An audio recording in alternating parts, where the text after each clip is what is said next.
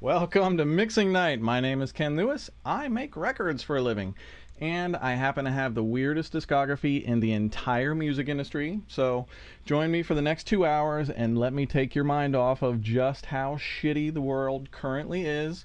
If you're new to the broadcast, welcome to my live stream. Stick around, subscribe, jump on the chat roll, and chat it up with the awesome Mixing Night community. They're great. Keep it respectful. Don't feed the trolls.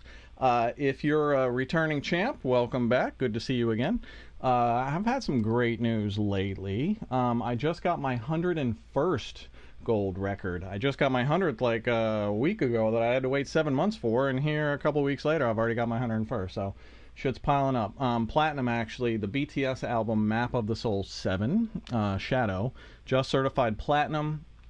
And BTS just dropped their brand new album BE on Friday, and I mixed a song Disease on it. I think that's my 37th BTS mix now. Started mixing for them in 2011 from the very beginning. So wow, it's been a big week for me. So I'm about to do a sprint mix in a moment. I'm gonna mix Skrizzly Adams Tipping Point. Also, I'm giving away the Skrizzly Adams Tipping Point sprint mixes at my school, Audio School Online, for Black Friday. Levels 1 through 6, beginner through Jedi. But I'm giving them away only with purchase. You got to buy something to get them. But check them out. That's my Black Friday thing at Audio School Online. And I'm going to sprint mix Tipping Point here in a few minutes. What is sprint mixing? It's faders down to finished in 10 minutes. Tipping Point is about 30 stems. So the original session is way over 100. So I stemmed it down to about 30. And 10 minutes gives you about 20 seconds per stem to make every single decision in your entire rough mix. Put it all together, live with every decision, and you get what you get. So you'll see that in a few minutes. Let's see, what else is going on? I'll get to that. And a big shout out to Skrizzly. Skrizzly Adams has been a huge supporter of the show. Whenever I need material to teach you guys or to show you guys or to sprint mix or to ear train or whatever, all I got to do is call Skrizzly and he's like, use whatever you want. So tonight's ear training is going to be vocal comping, and I'm going to use Skrizzly Adams Too Close to Fire. And if you've never heard of, or if you don't know what vocal comping is, man, stick around. It's going to be a great night. So the guy that taught me how to vocal comp is a guy named Mike Stone. And Mike Stone recorded and mixed the first 6 Queen albums.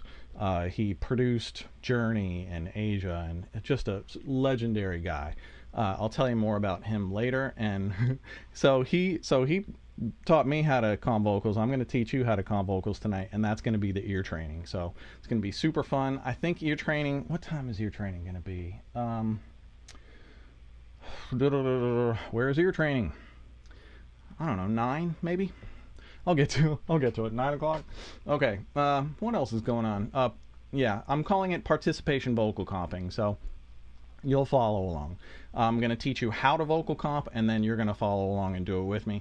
And then we're going to compare and contrast what your vocal comps are against what my vocal comp is in the minute. And then we're going to see like what the difference is in like mood and delivery, and how does the song translate with different comp approaches. So let's see what else is going on. Marcus Manderson, Mixing Night Man of Mystery, brings you another killer free segment on remote collaboration in the time of COVID. It's a really valuable segment. Stick around for that. John Krivit from Hey Audio Student Facebook group brings you this week's audio jobs board. So we're working very hard around here to keep you guys all employed during this crazy pandemic. So stick around for the jobs board, and if you want more details about all of the jobs that we're going to break down, go over to the Facebook Hey Audio Student group and join that and check it out. Over at my Discord channel, we are like 2,500 Mixing Night Pandas strong over there. So I've been holding these Mixing Night beat challenges. We're having another one tonight. And with the beat challenge, basically what I do is I cook up some sort of a loop. This week I cooked up like a kind of a weird chopped up acoustic guitar.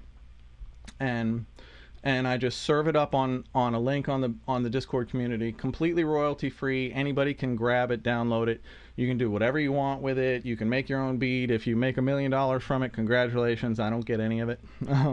And if you like what you do with it, you can submit it for the beat challenge. And I'm playing the top 10 submissions for the beat challenge live on air tonight. I'm going to shout those producers out while I play them.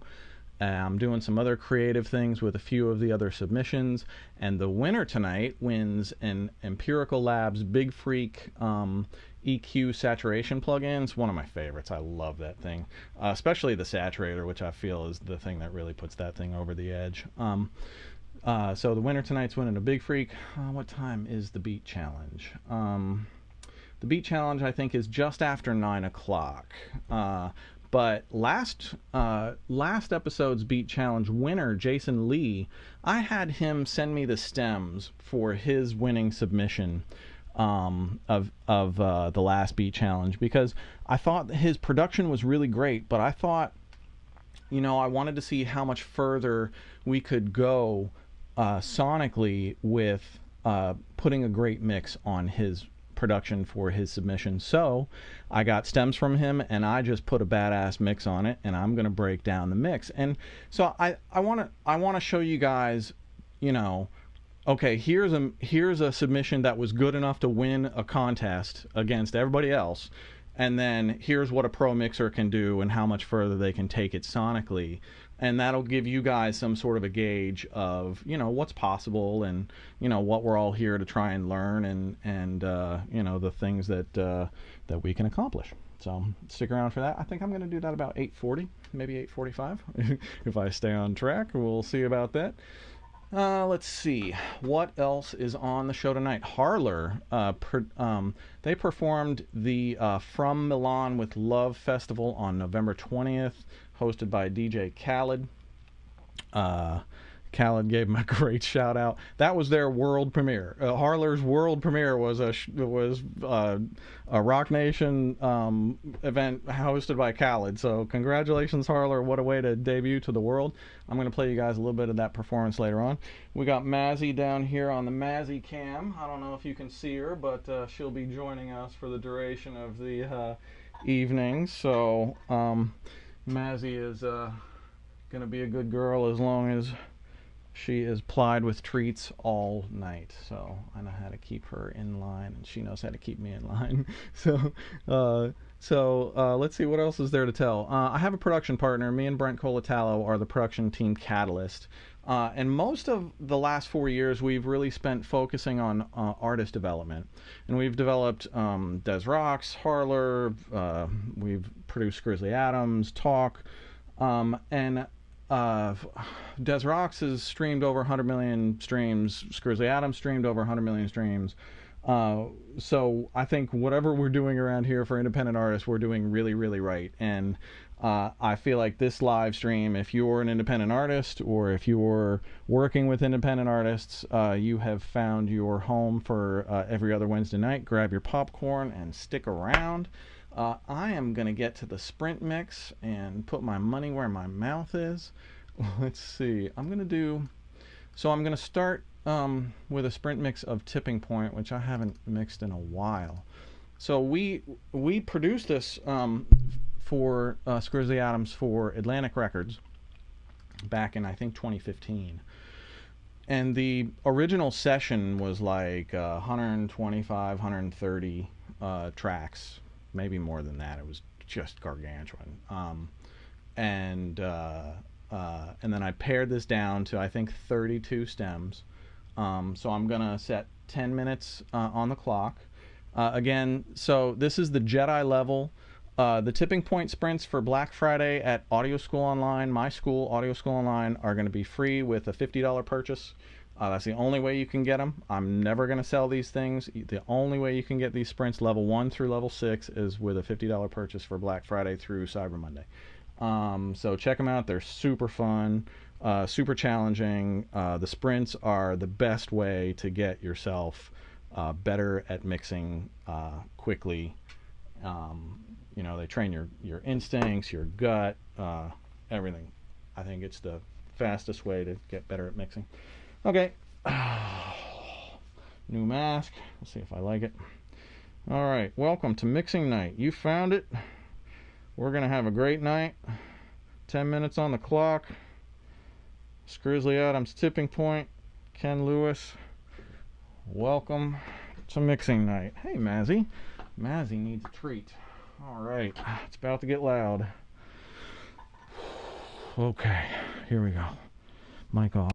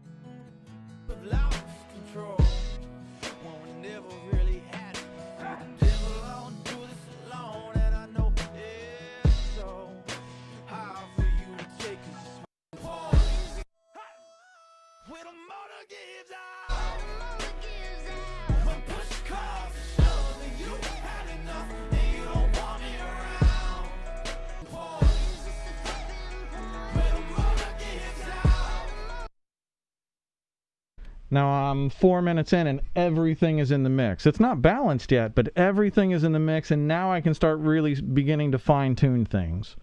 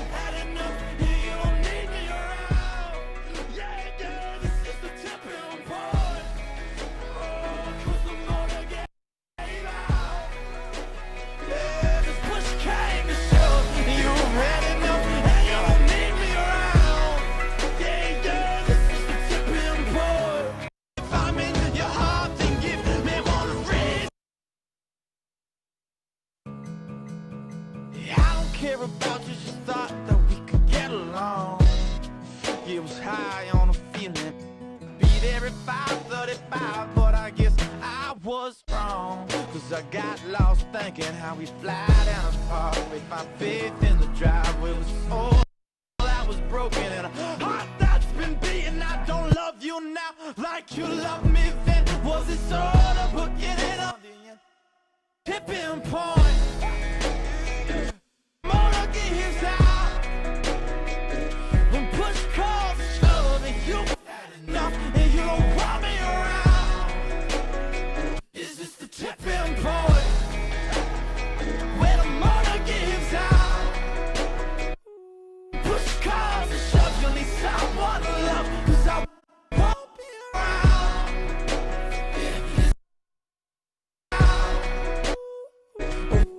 Calls to shove, you need someone to love, cause I won't be around.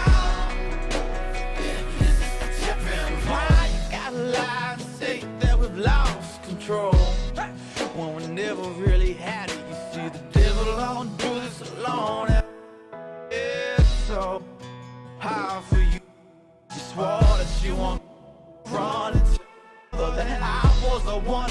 So why the hell bother? You don't me now like you love me then. Was this all the beginning of the end? Is this the tipping point where the motor gives out? When push calls to shove and you had enough and you don't want me around. Is this the tipping point where the motor when push calls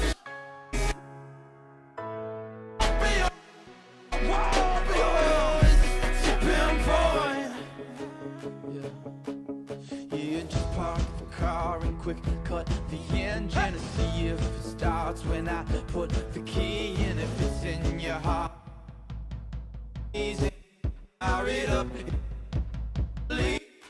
Park the car, starts when I put in. If it's in, then give me one.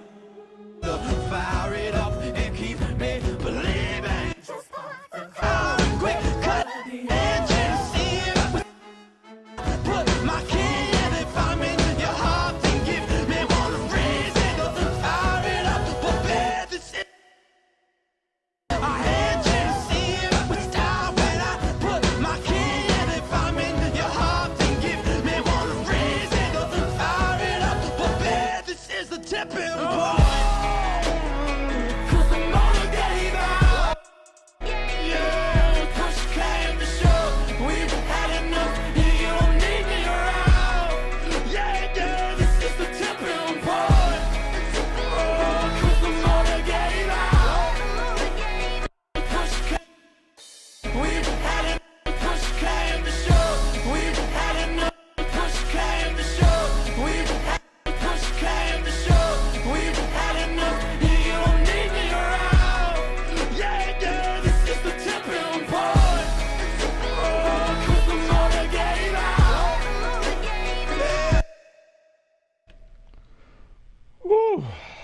That's it.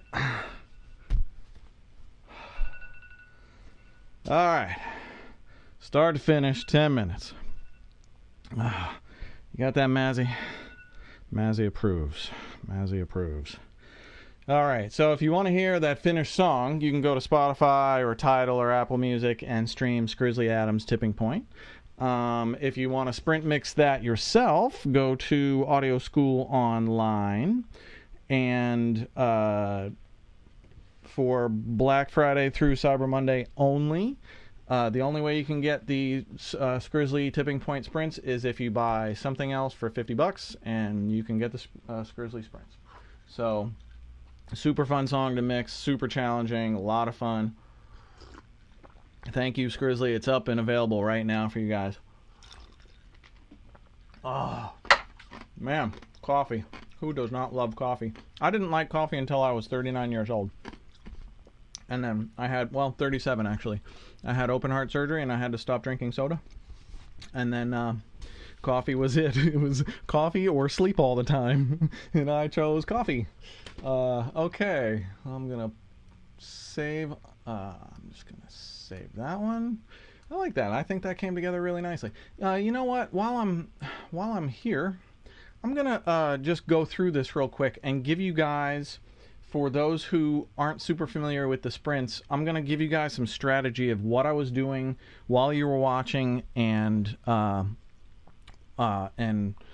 know, how I'm doing these. You know, as I'm sprinting, you'll see a lot of times I'm highlighting one section, selecting a loop, and just letting it loop. And you'll see a few strategies. One strategy is I start on a dense section. You saw me start on the outro that has most of the tracks are playing during the outro other than the bridge. So I start on a section that has most of the things in there. That way I can get a good chunk of the mix in on my first loop. And then my second loop was everything else, which was the bridge. And then I started setting loops that were pulling those two things together. The other thing that you notice I do a lot is I'll jump around from section to section a lot, and I'll spot check specific sections.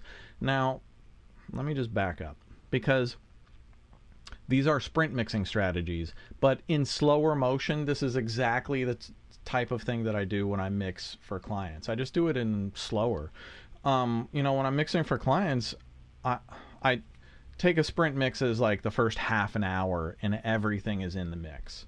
And then I spend the next 8 hours fine tuning and tweaking and really trying and you know, testing and locking things in. And this is, you know, this is just a super condensed version of that. And the other thing you'll see me do a lot is you'll see me very quickly solo and unsolo, solo and unsolo. And what I'm doing is I'm allowing my ear to very quickly identify what is that sound, and then catalog all of the identifying traits of it and put it right back in the thing. And I'm in the box, so I'm on my SSL, but I'm only using this as a controller right now. Everything that I just did is 100% in the box. You can do this too. You can do exactly what I just did. And if you're not up to Jedi level yet, you can work up to it. And that's exactly what the Jedi sprints are for. The Jedi sprints are designed for you to start at whatever level you're starting at and work at it like school until you're up to the Jedi level. And if you're fucking with Jedi level, then you're fucking with me. And also, I'll tell you what, anybody out there who can work themselves on tipping point up to Jedi level and film a successful 10-minute run through, send it to the show, and I'll put excerpts up on the show if it sounds good. So, you know, throwing down the gauntlet. Who's a Jedi out there? Let's see what you got. All right, what is next on the show? I'm gonna do some Q&A.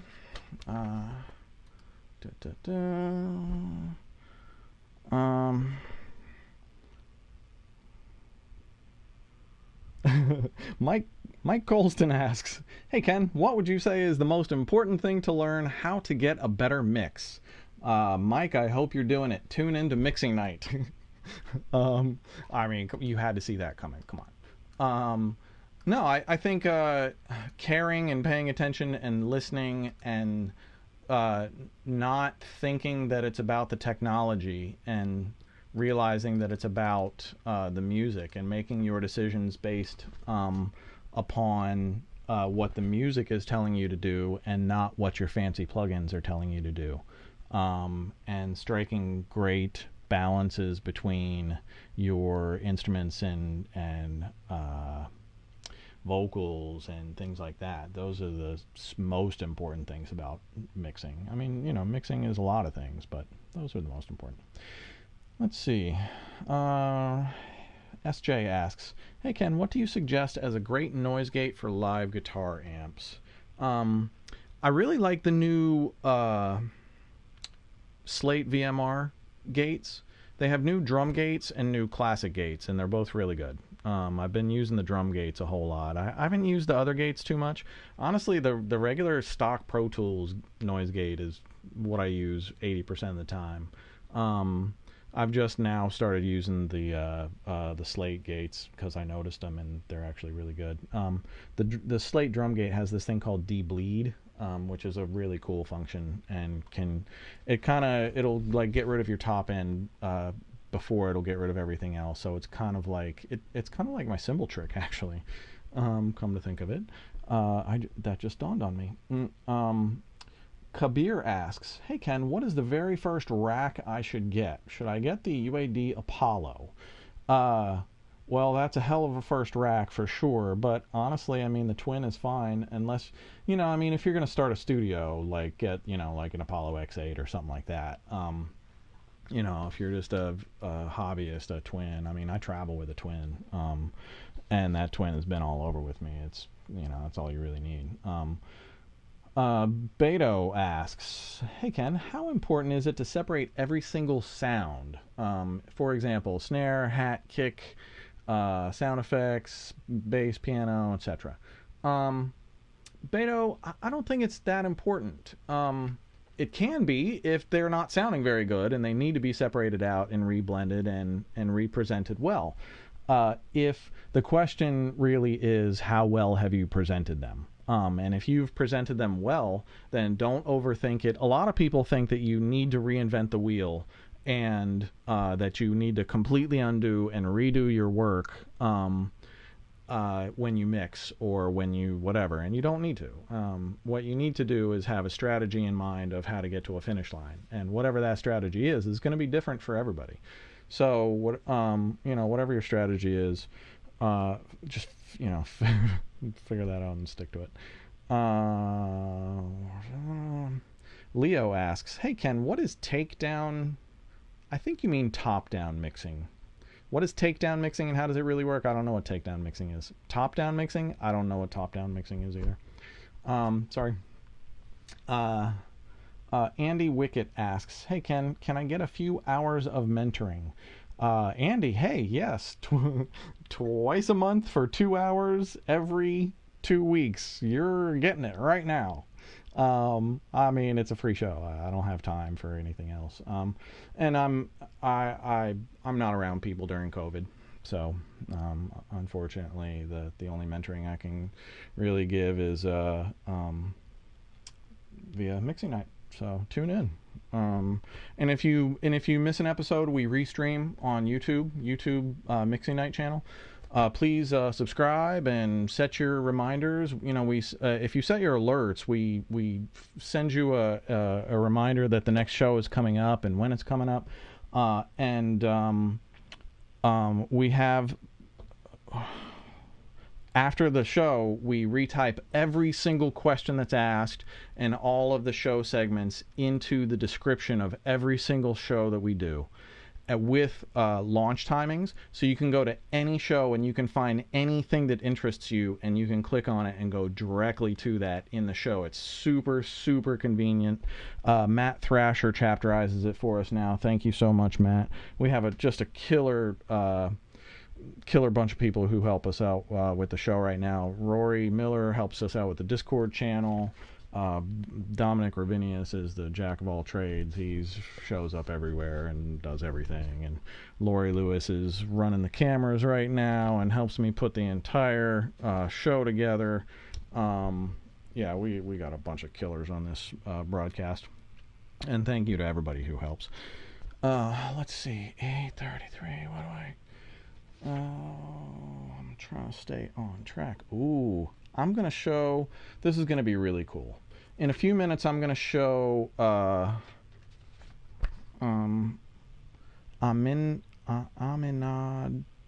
Aminadab asks, "Hey Ken, how do I make my mixing more emotional?" And what I'm gonna do is I'm going to bring up a session, a Skrizzly session actually, I believe it's Tipping Point. And I'm going to show you a bunch of different, I'm going to play the same lead vocal with a ton of different effects. And we're going to just listen to the different emotional content with each one. And it's going to be fascinating education, and that's coming up in a minute or two. I just want to answer a couple more questions and get some more coffee in me, and see what Jamie Heatley wants. Jamie Heatley asks, "Hey Ken, what is your flat rate for your mixing service?" Jamie, I don't quote that publicly, but here's anybody who wants to do business with me for reals. Go to kenlewis.com and get at me here. This is kind of my hub for all things me.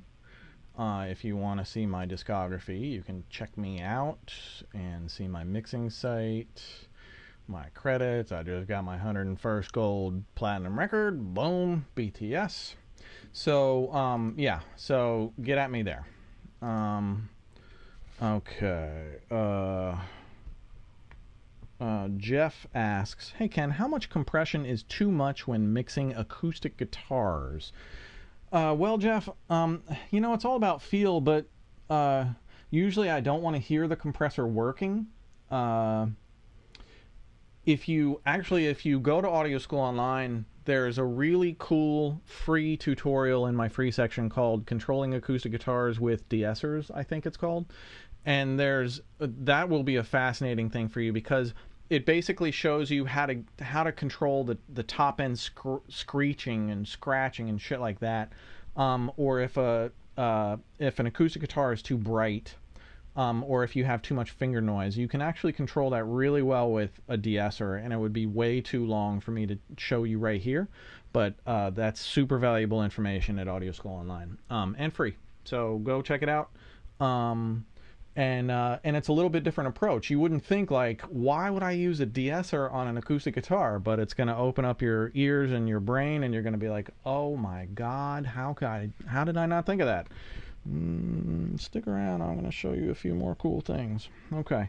So speaking of which, let me pull up this mood with effects. Okay. Speaking of Tipping Point, thank you, Skriz.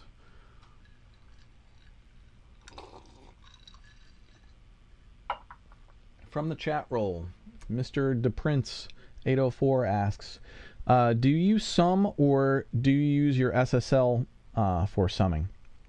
I use my SSL for mixing. So right now with the show, I have to kind of reroute everything because this shit ain't easy. But when I'm mixing for clients, everything gets laid out on the console. And basically the strategy behind that is the most important things get their own channels. Lead vocal, kick drum, snare drum, bass guitar, piano, whatever the lead instrument is, those things get their own channels, and then I kind of subgroup everything else. Background vocals, horns, strings, those things they get subgrouped onto other channels. And I'll do most of my work on the subgroups in the box, and I'll do most of my work on the feature instruments on the console. And it's just kind of like a best of both worlds approach. And I think somebody else asked me, what's better, analog or digital? Neither. They're equal now. It's really down to which one you feel more creative and you feel like you can get a better tactile experience and a better creative experience with. And for me, that's the analog world. I definitely get a better experience in the analog. Lay down. Come on, lay down. Lay down, Maz. Come on. Good girl. Good girl. Gotta get Mazakine Lewis. I definitely have a better experience in the analog world. I grew up in the analog world mixing on 15-foot long SSLs. It's my comfort zone. I love working on this SSL because I can stay right in the middle of the listening spectrum, and I don't have to slide all the way down one side or the other, and it's still analog, and I can switch to digital and control that, so I kind of have solved my own best of both worlds.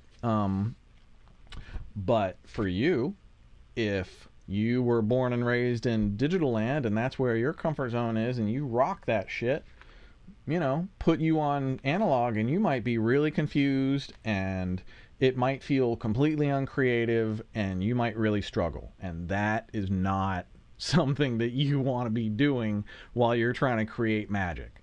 So that, to me, that's where the argument has gone to, is the sonics are no longer an issue. It's down to where you create best. Okay.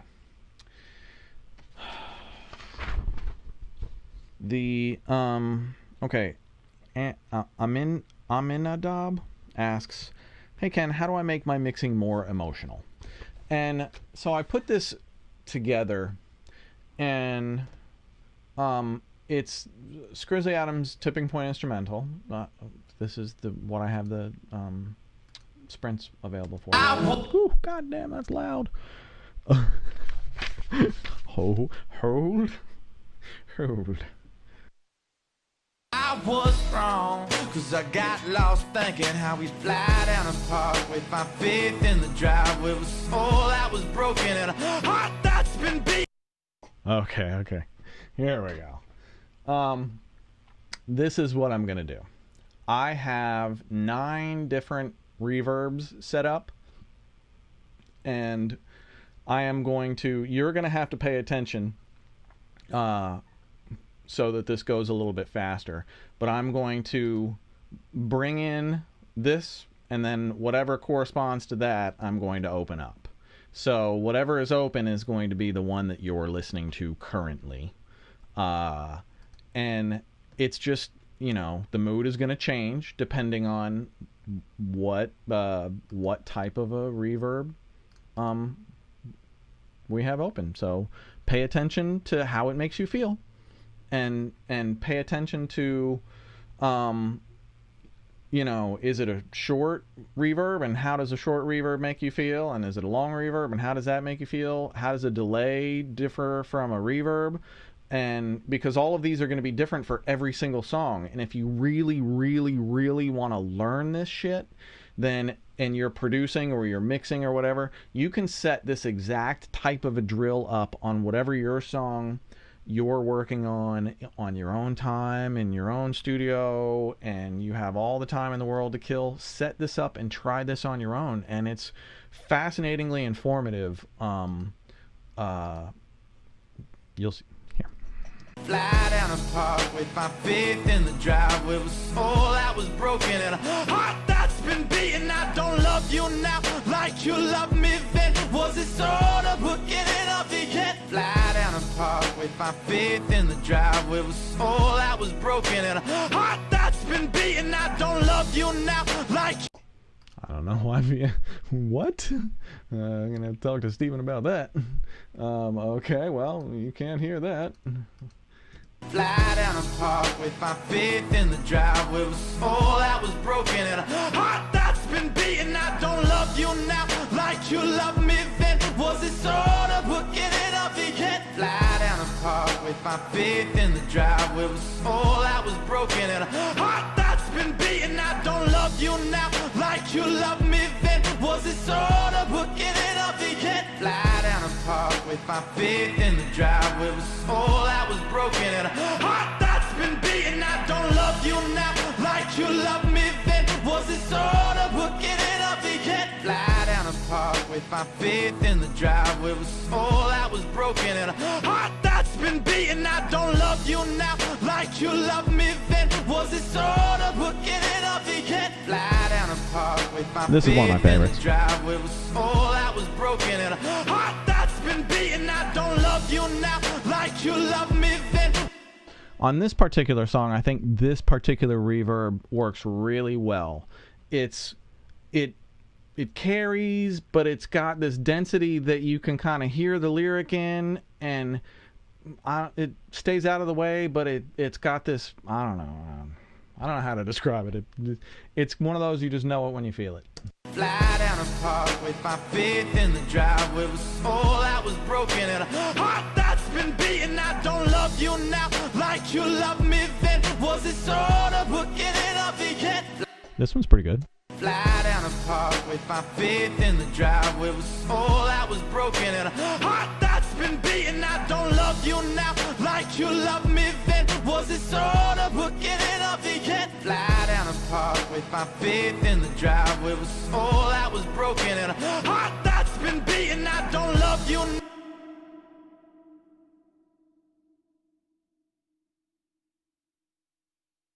Fly down the park with my faith in the driveway was all that was broken and a heart that's been beaten. I don't love you now like you loved me then. Was it sort of I use Valhalla on a lot of the BTS mixes, actually. I think a lot of top guys like it. It's just solid. Fly down the park with my faith in the driveway was all that was broken and a heart that's been beaten. I don't love you now like you loved me then. Was it sort of booking it up yet? Fly down the park with my faith in the driveway was all that was broken and a heart that's been beaten. I don't love you now like you loved me then. So reverb is kind of a secret weapon of a lot of mix engineers, and it's the reason that guys either love it or hate it. It modulates like crazy. When you stop reverb, you can hear it like pitch itself up as it carries off and pitch itself down as it carries off, like really noticeably. But it's also what allows it to hang in the mix for you pretty prominently. So if you've never really given reverb a chance, especially for like urban and R&B music, man, it's a real gem. And it's a real like bright, nice carrying music. And the setting that comes up as the stock setting is usually the one that everybody uses. Yeah, so don't discount the old reverb. Okay, so that's all the reverbs. Now we're gonna go to the delays. But I hope you're paying attention, because, you know, man, the difference in emotion in all of those things. Imagine, 20 different, or 9 different mix engineers delivering 9 different mixes with those 9 different reverbs on the lead vocal. I mean, it's like that would probably happen. Okay, let's check out the delays.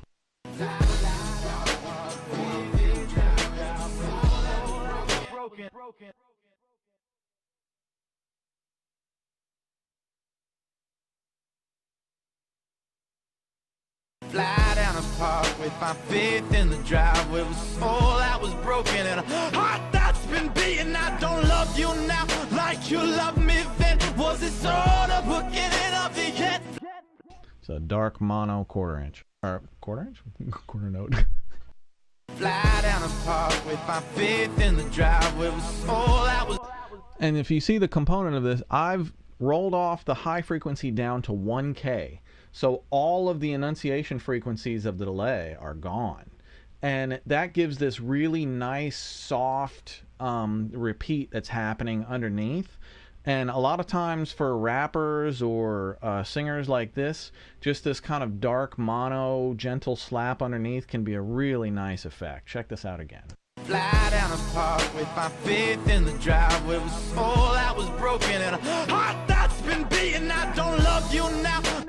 It's one of those things a lot of times where the listener doesn't even really know it's there, but it just does its thing. Okay, next delay. Fly down the park with my faith in the drive. Same one, but this is a ping pong. Fly down the park with my faith in the driveway was all that was broken and a heart that's been beaten. I don't love you now like you loved me then. Was it sort of booking it up yet?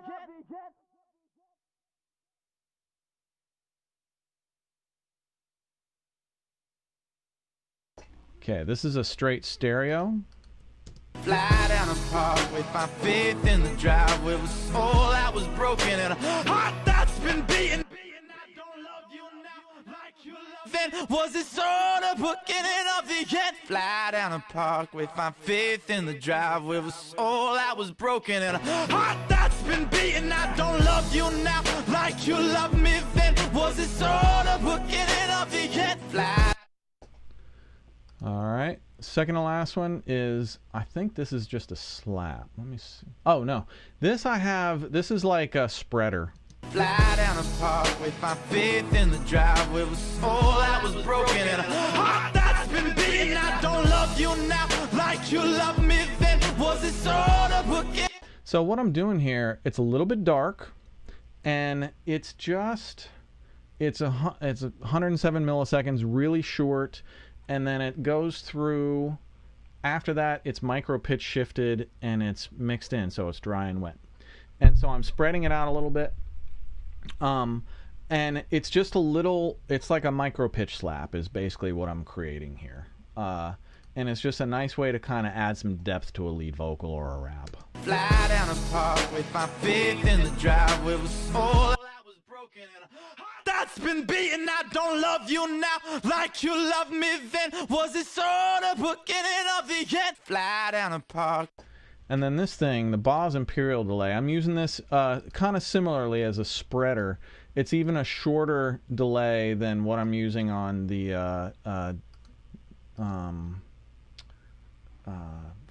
what is that Sound Toys one? Fly down a park with my faith in the driveway was all that was broken and a heart that's been beaten. I don't love you now like you. And these are all settings that I use on records all the time. You have heard these settings used, I promise you. Fly down a park with my faith in the driveway was all. And trust me, feel free, pause the video if you're watching this on a restream and get my settings down and use them yourself. Like, go nuts. I'm happy to let you guys use all my shit. Fly down a park with my faith in the driveway was all that was broken and a heart that's been beaten. I don't love you now like you loved me then. Was it sort of beginning of the end? Fly down a park with my faith in the driveway was all. Okay, I'm gonna move on. Do we have any questions on that? Let's see. Okay, Dominic will feed me up some. I'm going to leave that session up for a moment. Dominic will feed me some questions on that if there are any. Marcus Manderson from the chat roll asks, "Hey Ken, can you share your thoughts on Kanye West's My Beautiful Dark Twisted Fantasy 10 years later? I know we heard some stories with S1. Yeah, whoa. Yeah, My Beautiful Dark Twisted Fantasy. So I worked on 5 songs on the final release and like 8 or 9 songs during the whole process. I mean, Kanye always makes a ton more songs than what come out. So you never know what songs you're getting called to work on that are actually going to see the light of day. But the songs I worked on My Beautiful Dark Twisted Fantasy, I produced the horn section on All of the Lights. Did that with Danny Flam here. Me and Alvin Fields did the chants on Power. That's me and Alvin Fields. So, Last Call, I have a songwriting credit on Last Call. And I did all of the music on Last Call except for the kick, snare, and shaker. And that's me singing, "Here's to the rock, here's to Rockefeller." Da, na, na, na, na, na, na. And that's also me on Family Business going, "All that glitters is not gold, gold is not reality." That's me. So I'm all over that fucking album. Oh no, sorry, I'm going into college dropout mode. Wait, let me go back to fantasy mode. That's Power and Gorgeous. Yep, okay, got it. I'm all over the map tonight. Yeah, Gorgeous. I used a fuzz pedal on Gorgeous that no longer works. Can't seem to get it repaired. Lost in the World, I worked on that. Me and Brent did tribal drums on Lost in the World, and after Kanye heard the chants that me and Alvin did on Power, Kanye asked me and Alvin to do chants on Lost in the World, and then again on All of the Lights. Fun fact, I got my name into the video on All of the Lights, because me and Alvin sang on it, not because I produced the horns, and those are all live horns. I added like 1 or 2 MIDI woodwinds, but there's like 20 some live brass instruments on that thing. It's epic as fuck. I'm hoping sometime that I can show you guys that shit. I don't know, maybe. But 10 years later, I mean, man, we knew when we were making that shit that there was just something about that fucking record, and I think you could really tell it was Kanye's "Fuck You, You Cannot Get Rid of Me" record. It was, you know, coming off of the Taylor Swift 808s and Heartbreak thing, and everybody thought Kanye was done.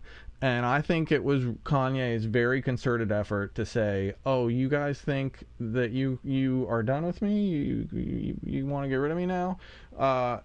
Here. There's no getting rid of me. I'm going to make you love me. And he did. I mean, that's the best album of the decade. No question at all. And what an honor to be a part of it. I mean, Jesus. Yeah, this is incredible. So yeah, 10 years later, what a project. Sam Champagne asks, hey Ken, what is Skrizzly's process for laying down such great vocal performances? Usually, in non-COVID times, Skrizzly is standing about, if you look from the overhead cam, right about where the Ableton push is where my vocal mic is. And Skrizzly is standing about right there. We're both in headphones. I'm kind of looking away and he's doing his thing. Usually I'll have something up on the main screen, like Lana Del Rey videos or something inspiring. And Lana Del Rey, because she makes really Americana videos and Skrizzly makes really Americana music, and I want to put something in front of him that makes him takes him kind of, you know, away for a moment and inspires him, and you know, Lana does that. And let's see, where was I? Something about Skrizzly. But yeah, I just try and put him in as much of a comfort zone as I can get him. And then I just take a bunch of takes. And this is all pertinent to ear training in a minute, actually. Let me go to ear training. Why not? I'm gonna start explaining this. So, okay.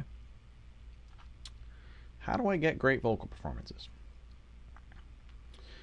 Okay, so if the vocalist is 3 feet off to my side and singing their heart out, already I have done everything that I can to create a great comfort zone for them. I have made sure that their headphone mix has a great rough mix, that they put their headphones on and it feels like a record. Their voice feels mixed. They feel like they're singing a finished final mix.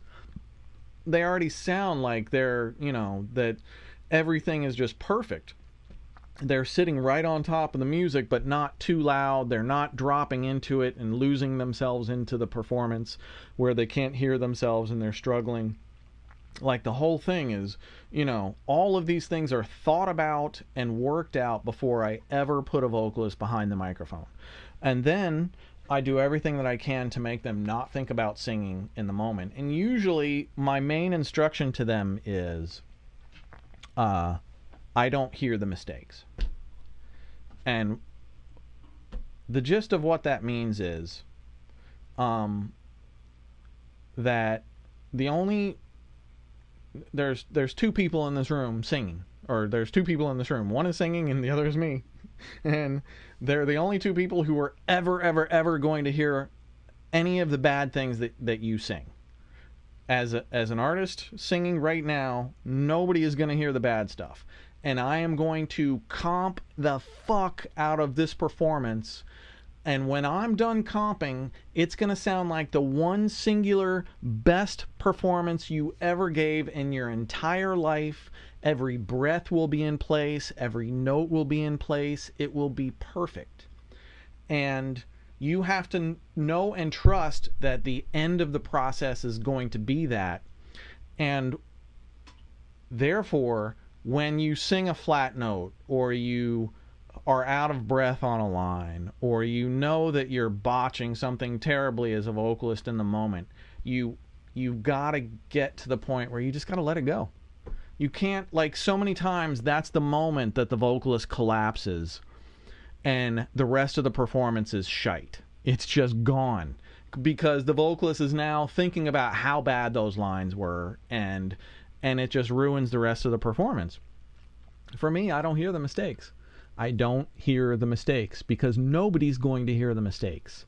I am always and only listening for the magic in the performance, and I'm dedicating my whole brain power to waiting for that magic to happen and trying to catalog those moments when it does happen. And Tipping Point is a perfect example. I wonder if let me see if and you feel like Phoenix. no, this is too close to fire. Tipping Point has this moment. Dan Skriz came over at literally 11:30 at night on a Sunday night. He calls me at 11 p.m. and he's like, dude, I just got out of rehearsal. My voice feels amazing. What are you doing? I'm like, I am setting up for your vocals right now. Get your ass over here. So he comes over, and like his second or third take, he hits this line coming out of the bridge that gave me fucking goosebumps in the moment. And it just, like, you just knew something happened that you just never heard before. And it clearly was on playback. It was just one of those things where it was like a wow moment. And it was a wow moment because of all of the prep and setup and vibe and everything that was created for that moment. Like, all of these goofy ass lights and shit that I have, like, okay, yeah, they're, you know, say like them, hate them, or whatever, but if you're an artist, this is, you know, being able to create a vibe in a room is super, super important. And, you know, having the blue vibe is so much better than, you know, a bright static white nothing, which is what I used to have to rock with before I, you know, put in nicer systems. So I definitely think vibe is super important. Okay. Ear training. Grab your ear training sheets. If you haven't downloaded them yet, check the chat roll. Dominic is putting the link up on the chat roll for you guys to download the ear training worksheet.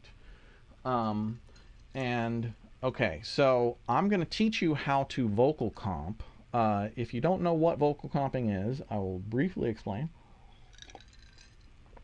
I kind of just did. So we have Skrizzly Adams Too Close to Fire. I have 5 random takes here. Usually when let me show you. Here's all the vocal takes from this session.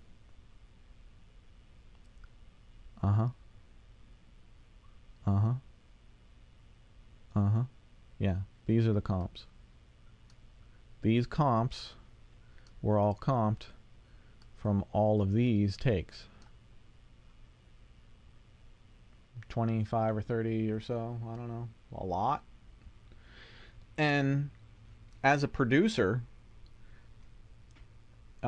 well, as an artist at home making your own records and, you know, wanting to get recognized and have people love your music and everything, you got to understand where the bar is set. And you got to understand that the people that you're competing with when you're making records are me and Skrizzly and people like that and better. And you need to try to compete on that level if you want that type of recognition. I mean, Skrizzly's got over 100 million streams worldwide as an artist independently. So, you know, it matters how well you do this shit. And for me, there is no, as a producer making records, there is no limit to how insane we will get, how much time we'll spend to make a song. If it makes it better, it makes it better. It's just, you got to do whatever you got to do on the songs that you think are going to change your career. On the songs that you don't think are going to change your career, you got to let those go and, you know, go write better ones. So, okay, so I've taken 5 vocal takes, and usually I would take 8 or 10 I've only taken 5 here. Now, if I'm going to set this up to comp, the first thing I'm going to do is I'm going to make cuts in between each take so I can set up. Oh my God. I think somebody is really, really wanting a treat right now. All right, baby girl. Here you go, sweetie. Mazakine Lewis has made her demands quite known. Okay, so let me just play you the... Were you coming loose when you told me to welcome the crash and burn? 'Cause every excuse It's just a raw take. keeps me reaching, but you make me wanna learn that all that you want is best left alone. But who says the taste of rebellion's so wrong? 'Cause everything safe just feels so old. But you're... Okay, so that's just a single take. Raw take start to finish. I have bussed all 5 of these individual takes to this one aux. It's going through auto-tune, so I am listening to each of these takes in real time through a fairly tight auto-tune, and this is how I normally comp. Normally I wouldn't comp through this tight of an auto-tune, but I just know that Skrizzly's voice on this particular song, this is how we did it, and stylistically this was our choice.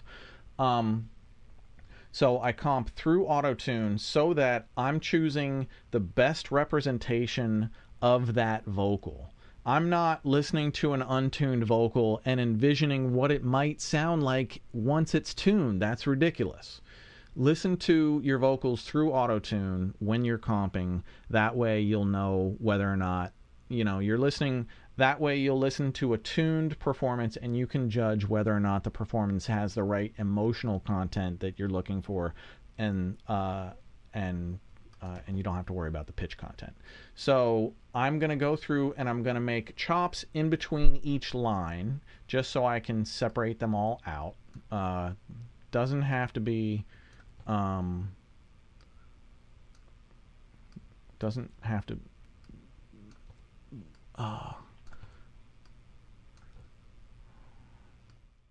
come on.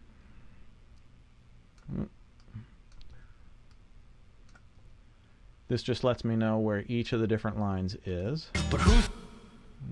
And we're going to comp each of these different lines on your sheet. So, Were you coming loose 1, when you told me to welcome the crash and burn? 'Cause every excuse keeps me reaching, but you make me wanna learn that all that you want is best left alone. But who says the taste of rebellion's so wrong? 'Cause everything safe just feels so old. okay, we're just going to do through that. All right, so now I've chopped them all up. I've bussed, you see 1 through 5. I have bussed them all to bus 11. See what I'm doing there? And I'm picking up bus 11. Here, let me show you for those guys who don't know this yet. You see on the individual channels, 1 through 5, I'm sending out bus 11. And then on the aux, I'm picking up bus 11. Then it's hitting auto-tune. Then I'm going through Kramer Pi. Then I'm putting a mix on it. So while I'm comping, I'm mixing my lead vocals so that it sounds really good and mixed. So I'm listening to a well-tuned, well-mixed lead vocal with effects against a well-mixed rough mix while I'm comping, so that I'm choosing my vocals with a pretty good sense of what it's going to sound like in the finished song. Okay, so then I'm going to set a musical loop. This is really important. This song is in 6/8, so the musical loops happen to be 3 bars. But you want to set a musical loop that can cycle and you can tap your foot. This is super, super important. You want to be able to just tap your foot the entire time in a very musical way and go from take to take to take to take. And that way, the reasoning behind it is it takes away the thought process of having to go from take 1 to take 2 to take 3. I can do this on the console, on my controller. I highly recommend if you have a fader pack controller, comping is 10 times better on a fader controller than it is with a mouse.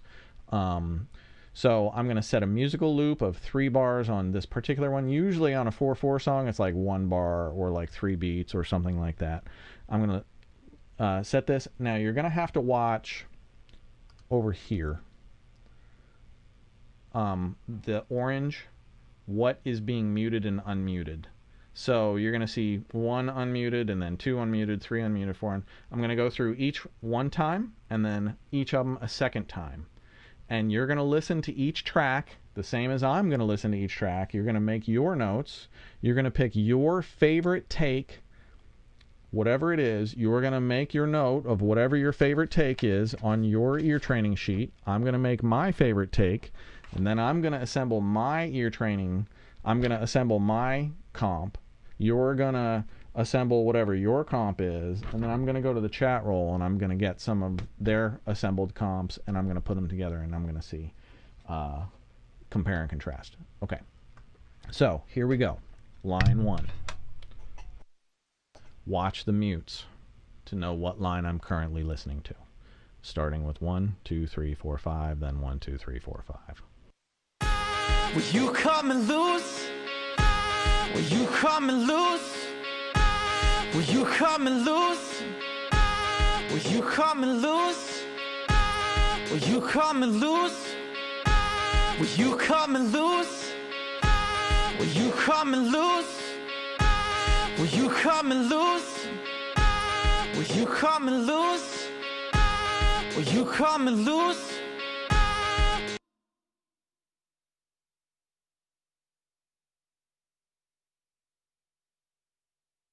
Line 2.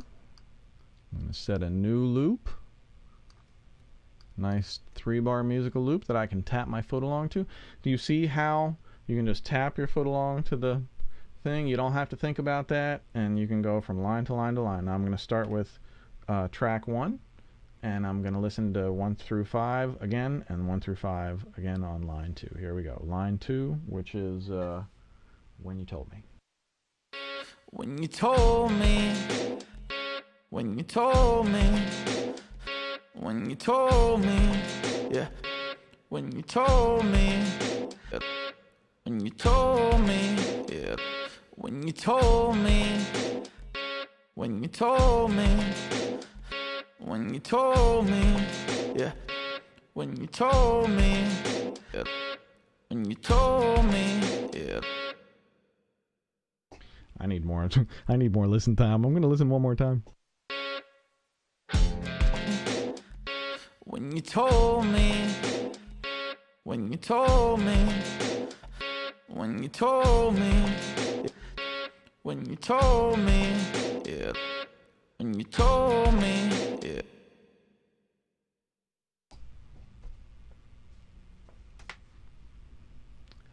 Line 3, which is To Welcome the Crash and Burn. I'm going to set a new loop. You see how this process goes? So if I'm comping a song, I literally do this on every single line all the way down the song. And if there's 10 or 12 vocal takes, I do this on 10 or 12 vocal takes all the way down the song until I've gotten a complete vocal comp. And then I go through and I'll edit and fine tune and fix every single breath and pop and click and everything, clean it all up and make it one performance. Okay, line 3, To Welcome the Crash and Burn. Starting with line 1. To welcome the crash and burn. To welcome the crash and burn. To welcome the crash and burn. Yeah. To welcome the crash and burn. To welcome the crash and burn. Yeah. To welcome the crash and burn. To welcome the crash and burn. To welcome the crash and burn. Yeah. To welcome the crash and burn. To welcome the crash and burn. Yeah. To welcome the crash and burn. To welcome the crash and burn. To welcome the crash and burn. Yeah. To welcome the crash and burn. To welcome the crash and burn. Yeah.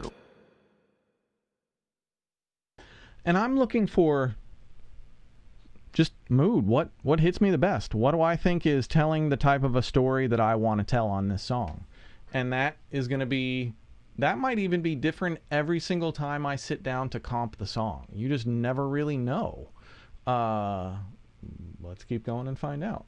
Okay, this is going to be line 4, because every excuse. Cause every excuse, cause every excuse, cause every excuse, cause every excuse, cause every excuse, cause every excuse, cause every excuse, cause every excuse, cause every excuse, cause every excuse, cause every excuse, cause every excuse, cause every excuse, cause every excuse, cause every excuse, cause every excuse, cause every excuse, cause every excuse, cause every excuse, cause every excuse. Interesting. Okay, keeps me reaching. How are you guys doing so far? There's going to be a little spillover with this line, but we're really just focusing on keeps me reaching. Keeps me reaching, but you keeps me reaching, but you keeps me reaching, but you keeps me reaching, but you keep reaching, but you keeps me reaching, but keeps me reaching, but you keeps me reaching. Sorry, I'm starting over with 1. Keeps me reaching, but you keeps me reaching, but you keeps me reaching, but you keeps me reaching, but you keeps me reaching, but you keeps me reaching, but you keeps me reaching, but you keeps me reaching, but you keeps me reaching, but you keeps me reaching, but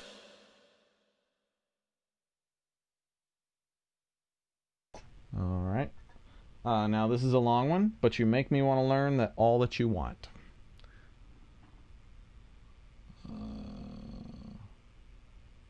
Let's see. I may have to find a different musical loop for this. but you make me wanna learn that all that you want, but you make me wanna learn that.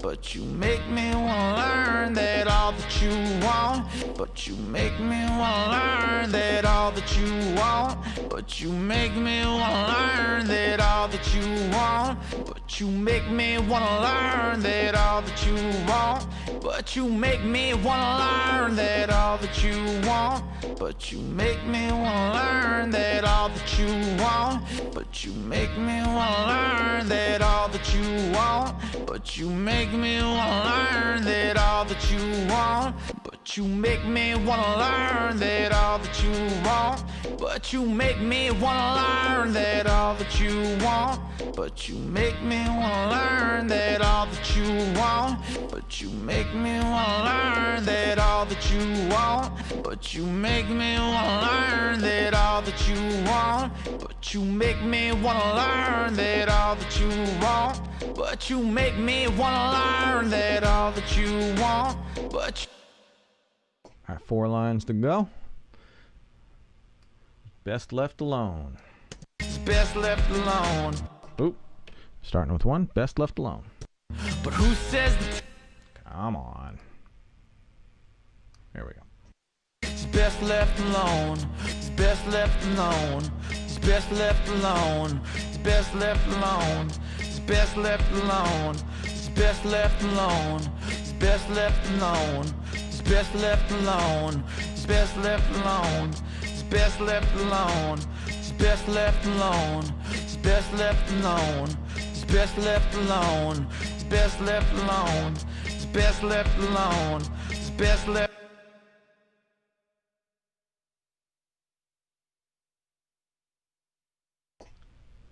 Line 8. But who says the taste of rebellion's so wrong? So wrong? But who says the taste of rebellion's so wrong? But who says the Here we go. taste of rebellion's so... Let me set that loop again, sorry. But who says the taste of rebellion's so wrong? But who says the taste of rebellion's so wrong? But who says the taste of rebellion's so wrong? But who says the taste of rebellion's so wrong? Who says the taste of rebellion so wrong? But who says the taste of rebellion so wrong? But who says the taste of rebellion so wrong? But who says the taste of rebellion so wrong? But who says the taste of rebellion so wrong? Who says the taste of rebellion so wrong?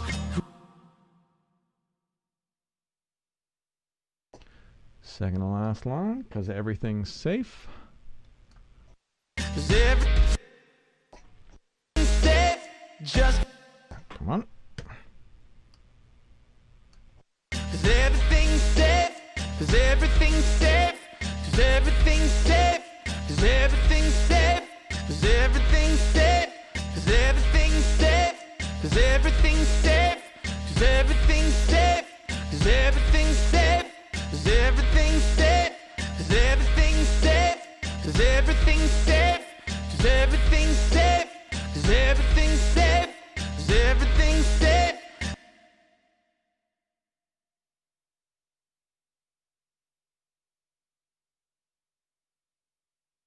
Last line, just feels so old, starting with track 1. Just feels so old. Just feels so old. Just feels so old. Just feels so old. Just feels so old. Just feels so old. Just feels so old. Just feels so old. Just feels so old. Just feels so old. Just feels so old. Just feels so old. Just feels so old. Just feels so old. Just feels so old. Okay, how did you guys do? So, before I assemble mine, I want to kind of talk about some of my vocal comping strategies and what I do in real life. First off, I have a full vocal comping lesson at Audio School Online. Super easy to find. Just Google vocal comping at ASO and you'll find it. So if this teaches you anything, that's going to go way, way, way more in depth. But basically, if you see me like doing things like this, basically what I'm doing is I'm listening for the timing of the vocal. So I'm listening for the timing and the feel. I'm listening for the pitch. I'm trying to feel how it hits me emotionally.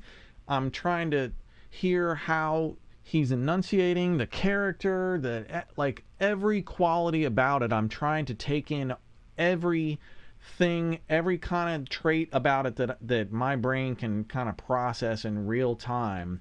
I'm analyzing, cataloging, moving on to the next. And often when I'm working, I'm not doing it here because I don't want to tip you guys off, but a lot of times I would mark something on the console that would tell me like, oh, I like this one. So if I'm cycling and I like 3, I would hit the select button just so I'd be like, oh, I need to come back to listen to 3. And if I cycle through all 5 of them and I think it's down to 1 and 3, then I'm going to go back and I'm going to only cycle and I'm going to compare 1, 3, 1, 3. 1, 3. I think 3 is better. So I'm going to keep getting more micro, and fine tune and listen closer and closer until I know that I have the exact take that is better than everything else.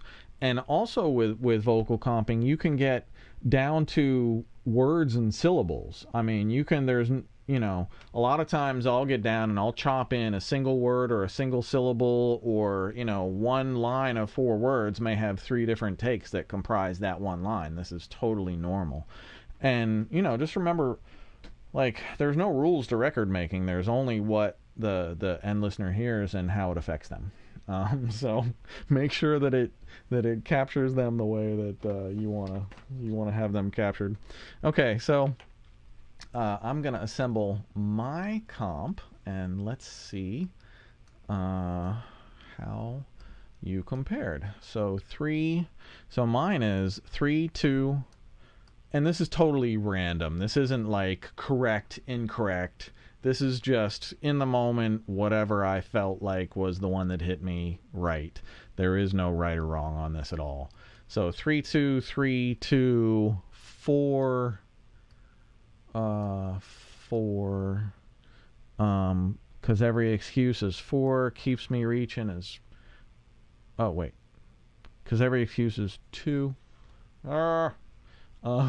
keeps me reaching is 4.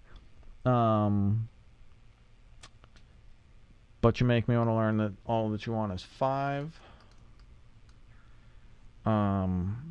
Is best left alone is 4. But who says the taste of rebellion so wrong is 3. And then, because everything's safe is 1. Just feel so old is 3. And let's see how that feels.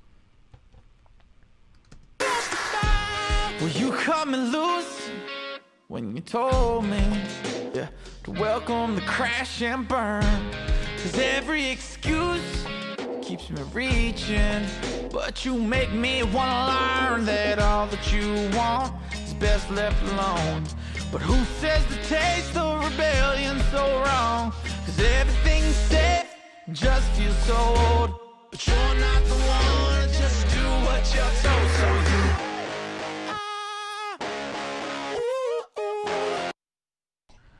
I'm putting together Dominic's comp right now, and then Dominic, if you can feed me one other person's comp from the chat, I'm gonna assemble. This is Dominic. So that was mine. This is Dominic's. Complete. Me and Dominic have maybe 2 of the same lines. Were you coming loose when you told me to welcome the crash and burn?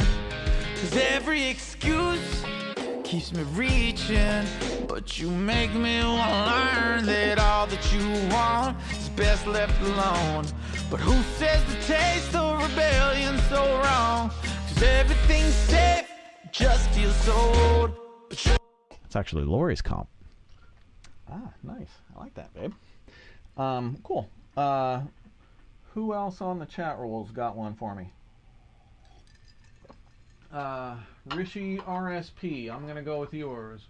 1, 3, 4, 5, 4, 2, 1. Let's see.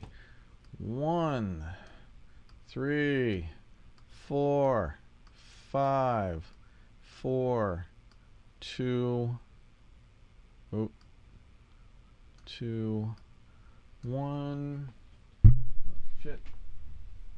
I lost Rishi. 1, 3, 4, 5, 4, 2, 1, 2, 5, 2. 2, 5, 2. All right.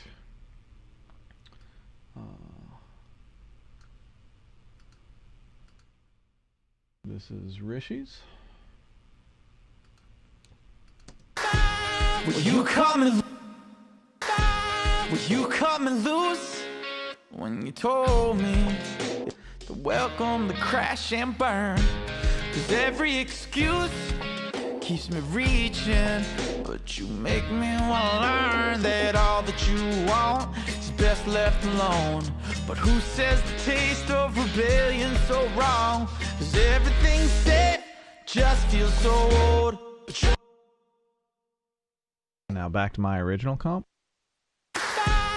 Were you coming loose when you told me to welcome the crash and burn? 'Cause every excuse keeps me reaching, but you make me wanna learn that all that you want is best left alone. But who says the taste of rebellion so wrong? 'Cause everything's safe, just feels so old. But you're Okay, I'm gonna go to the chat roll. Aquashi Music asks, "Hey Ken, do you ever find that your choices change when you hear all of the lines together?" Yes, most definitely. So, the when you're vocal comping, it's definitely the most important thing is to get a congruent performance that feels like they sung it one time, the best performance ever. So really what you're looking for is not only the best line of the moment, but the lines that all go together. And sometimes, I have that in mind as I'm comping. I have a mood that I'm going for and a spirit, and sometimes I'll just back up and I'll play 4 or 5 or 6 lines in a row before I comp the next one so that I get the spirit of it. And there's another, and that also changes my decisions sometimes too, for sure. MBI from the chat roll asks, "Hey Ken, do you ever time stretch vocals or chop the words for timing when you comp?" Yes, absolutely. There are, man, any tool that you have at your disposal is Mazzy, lay down. Come on. Lay down, Mazzy. Good girl. Good girl. Sorry, I gotta get the Mazzy cam working. Yeah, any tool you have at your disposal is what you should be using. So, I use Revoice Pro. I use Pitch and Time Pro. I'll stretch vocals. I'll pitch them. I'll formant them. I'll melodyne, auto tune. It is really whatever it takes. Like a lot of times you'll go back through after you've comped a vocal, and if the vocal isn't feeling quite right, you can sit there and you can pocket the vocal, and you can basically slip words around or slip lines around against the music until they just feel a little bit better. Sometimes vocalists rush a little bit, like Skrizzly usually rushes. So Skrizzly is usually way ahead of the beat. But in Skrizzly land, we've come to realize that that's a part of the feel of who he is as an artist. If he was behind the beat, he wouldn't feel like Skrizzly Adams. And sometimes we pocket him more like right on top of, like on the beat, but usually it's not like a lazy approach. Usually he's got an aggressive on top in front of the beat approach to him. Every artist is a little bit different, and you gotta be aware of the artist that you're working with and where their natural pocket wants to be so that you don't fuck it up. And that's like, you can definitely overcorrect, and I've done it. You can overcorrect an artist who doesn't need to be overcorrected. But a lot of artists need some correction and some fine tuning, but most of the time really it's just great comping. It's setting the mood and the space to capture and get a great vocal performance, and then it's spending the time to get a great vocal comp, and then it's spending the time to really pocket it and tune it and time it well, and then mix it well. And as a producer, that is what I spend most of my time on. Vocals get the most time of anything, almost always. And as a mixer and as a producer, really. And I think production is really a lost art. Aquashi Music from the chat roll asks, "Hey Ken, do you ever find that staying to the same take keeps a consistent emotion?" Rarely. Very, very rarely. Sometimes. More often than not, what I find is that one take will compromise, and this only happens sometimes, that one take will compromise the majority of a comp, or the majority of one section of a comp. But usually this is what happens. A vocalist absolutely catches lightning in a bottle on track 2, line 3, 4, and 5. And then they absolutely catch lightning in a bottle on line 6, track 7. It's really like this. it's like a puzzle, and you got to go around and you got to find where all of the magic is, and you got to assemble the magic, and you got to put the magic together, and then you got to fine tune the magic, and then you got to present the magic. And and that's the way we make records, and that's what you're competing with. Sure, it's possible that you have artists that you put a microphone in front of them and they're just that gifted, but chances are it's not the artist that you're working with, and chances are it's not you. It's not me. I mean, I'm not trying to insult you. I'm just trying to be realistic about shit. I mean, most artists just are not that gifted. And honestly, virtually all of the best singers I've ever worked with in my life while auto-tune existed still went through auto-tune at some point, because it's just industry standard now, and it's really great at correcting little imperfections, and it allows you to use incredible takes that may be slightly out of key or slightly out of pitch that are the best emotional takes. That's what auto-tune is best for. And auto-tune, when used best, is completely transparent. You don't even know you're using it. You don't even know you're hearing it. And it just kind of gives it some love and corrects it, and then you're good to go. Okay, I'm going to go to Marcus Manderson, Mixing Night Man of Mystery. And he did a great segment this week on collaboration across the internet in the time of COVID. And then after this, I'm going to go to the beat challenge. Man, I'm running late tonight. Jesus, sorry about that, guys. Okay. Here's the Man of Mystery beat challenge. Here's the Man of Mystery thing. And then it's going to be onto the beat challenge. All right.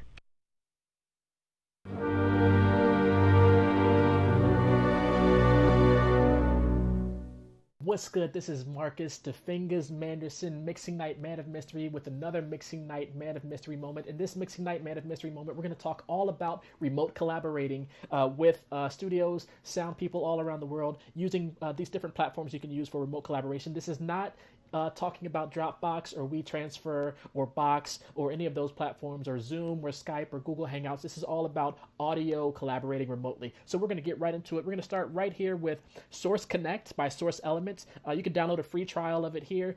Basically allows you to collaborate remotely. It's, as you see here, it's a benchmark for cost-effective and flexible internet collaboration for the media industry. Source Connect by Source Elements. Next up, we have VST Connect by Steinberg, the maker of Cubase. This is a remote collaborating platform which allows you to record remotely with collaborators around the world. I believe it works with many VSTs, not just Cubases, so definitely check out that by Steinberg. Next, we have Audio Movers, real-time, high-resolution, remote audio collaboration with anyone in the world, mixing, recording, production, education.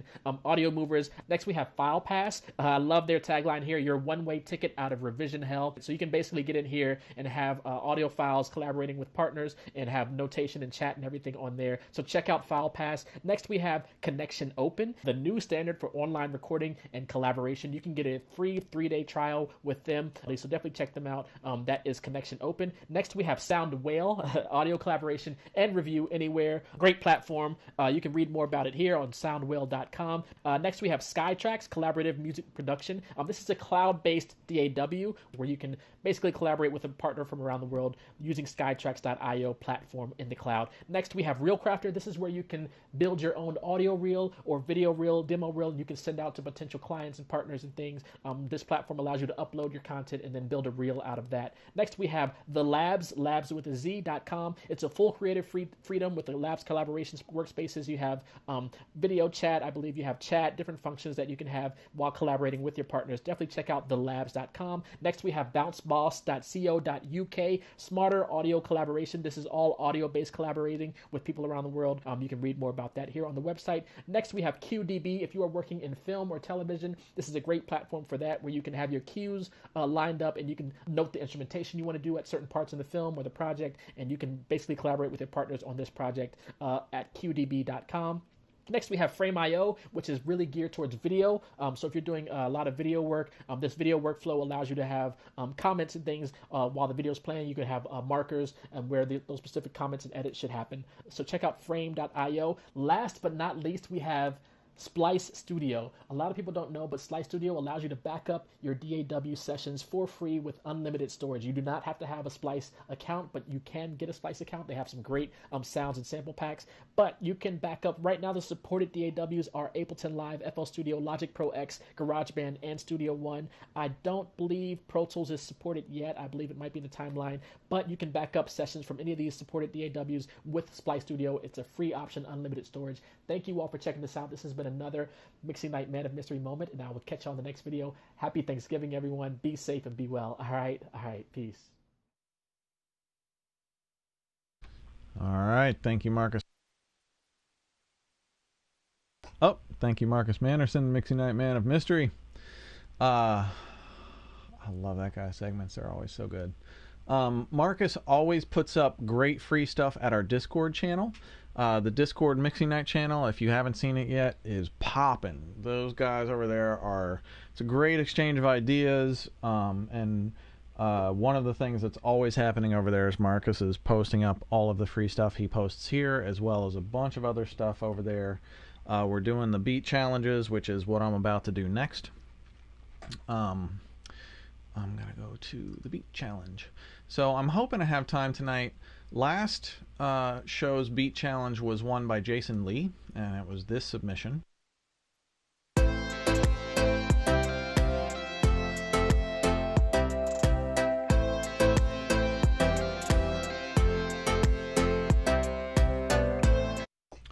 And I had him send stems, and I did a full mix of it, and I want to break down that mix for you guys, but I'm running out of time. My time management is not great this show. Sorry about that. Okay, on to the beat challenge. November 25. Here we go. Save. Come on. Okay. The top 10 for the beat challenge this week. Oh, did I? Oh, crap. I don't know if I don't show the screen for a second. I gotta bring up the beat challenge screen. So what we're doing for the beat challenge, if you want to get in on the next one, and I highly recommend that you do, they're super fun. Over at Discord, I'm posting up a link each week that's like something like KL beat challenge, and it's royalty free. You can use it for whatever you want, or make a song, release it, don't do anything with it. I could care less. Here it is. Okay, so here's the starter that I fed you guys for this week's beat challenge.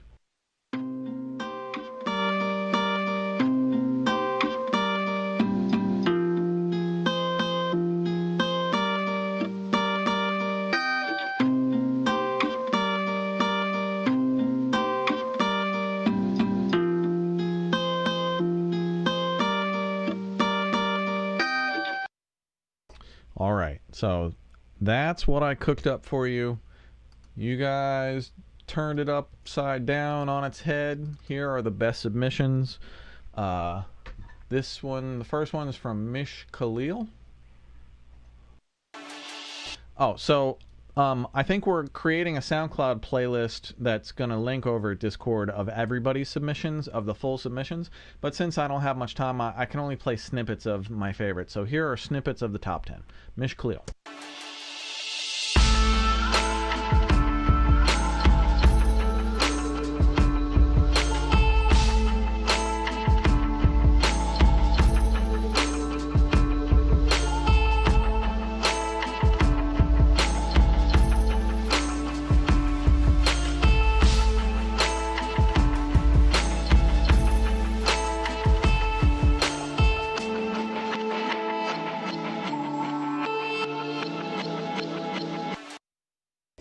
Jamie Heatley.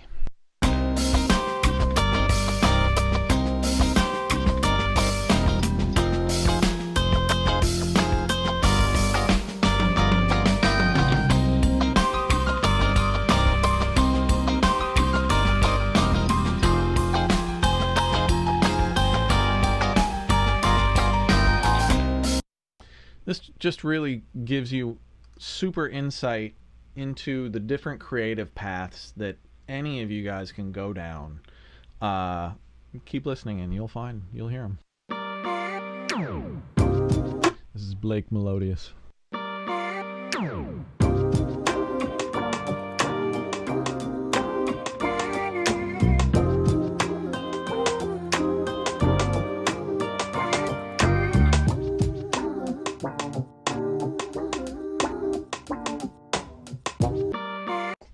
Oh yeah. Marcus Manderson, Mixing Night Man of Mystery. I'm going to let this one run a little bit long because it's got a few really dope sections. Here we go.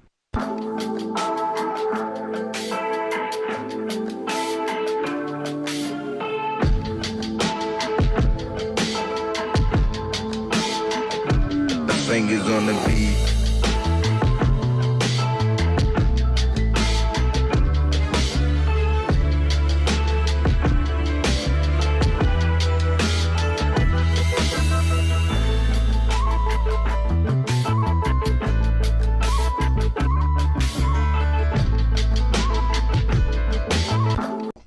That's like baseline of the year right there.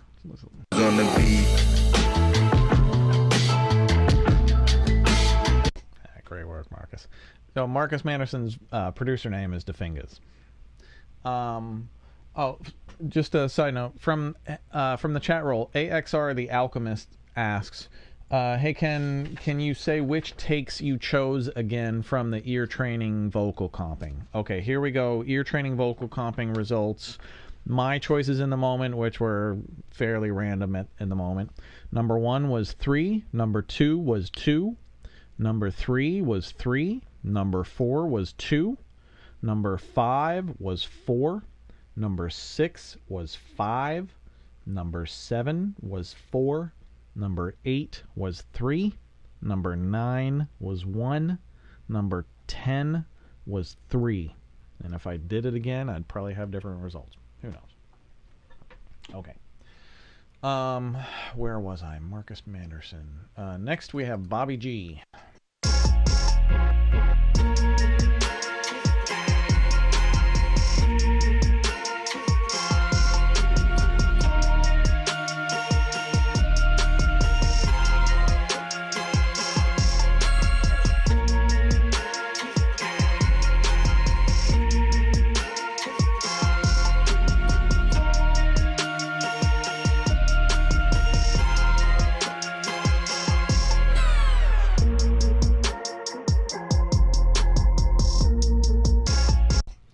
Work, Bobby. Bobby won second place last week, I think.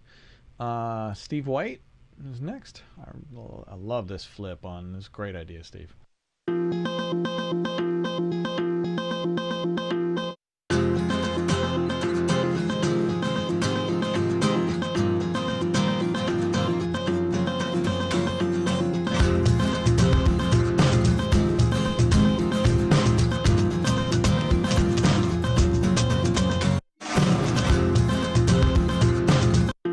Super cool, super cool. Jason Lee, last week's winner.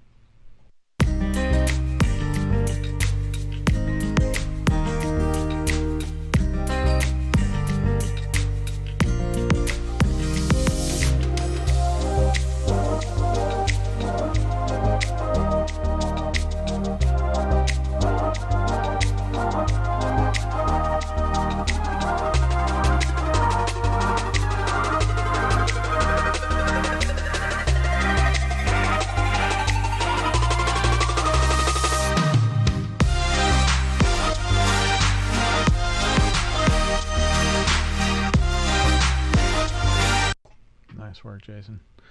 Dominic Ravinius.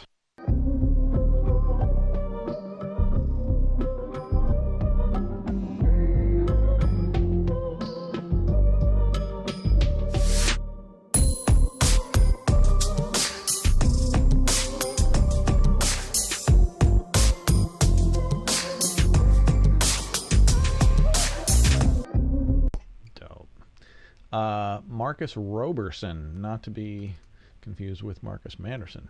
Marcus Roberson. It's beneficial, so they smile in my face. Telling lies. I'm just thinking discipline and staying focused.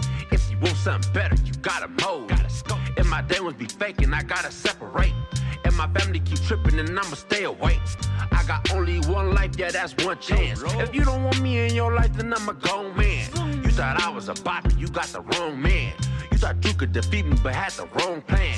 Yeah, it's a thin line between love and hate. Nice. MBI.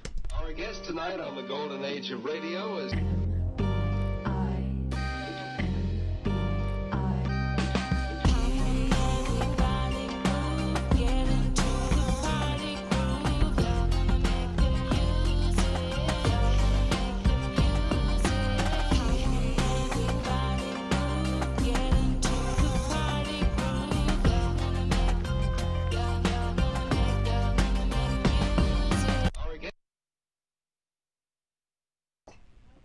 Bill P.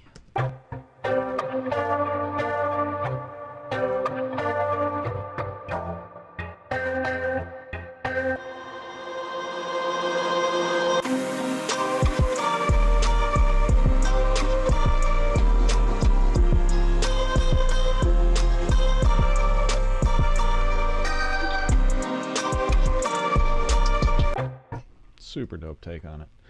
And tonight's winner, NMFH, Nora motherfucking Hayden. Give it up.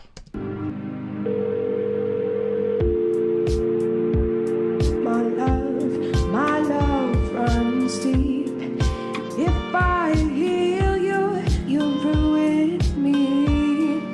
That's why I'm all or nothing.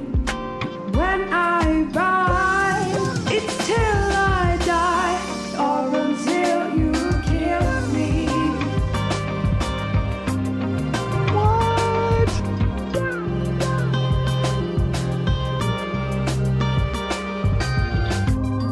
As time goes on.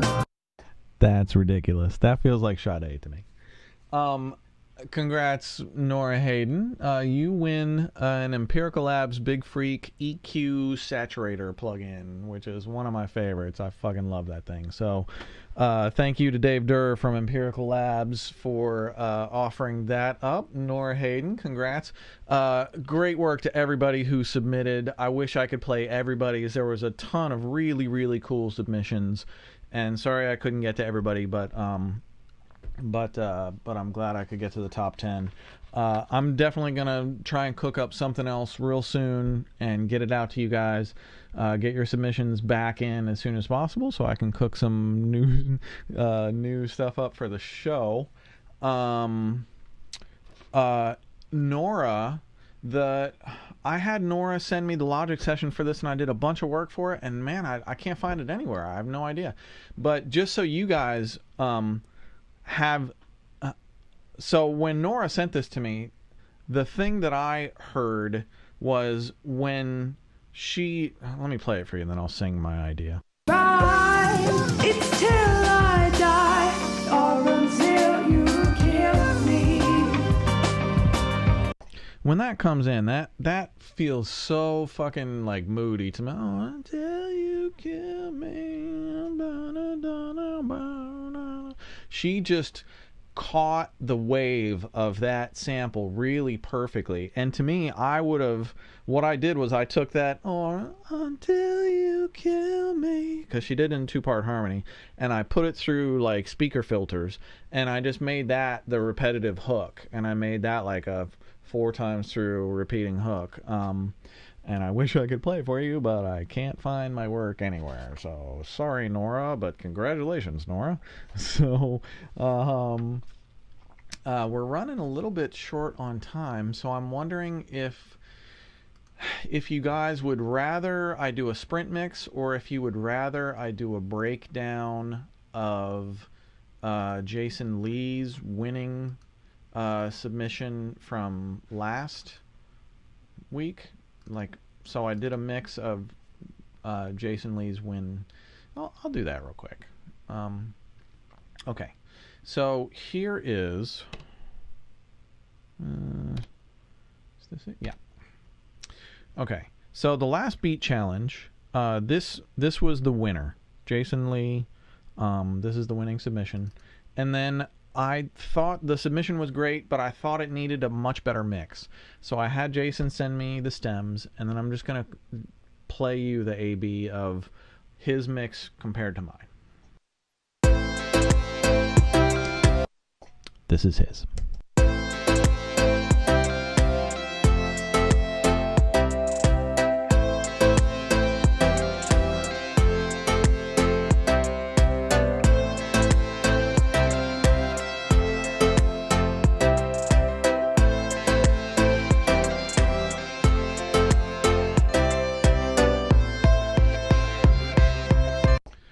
Okay.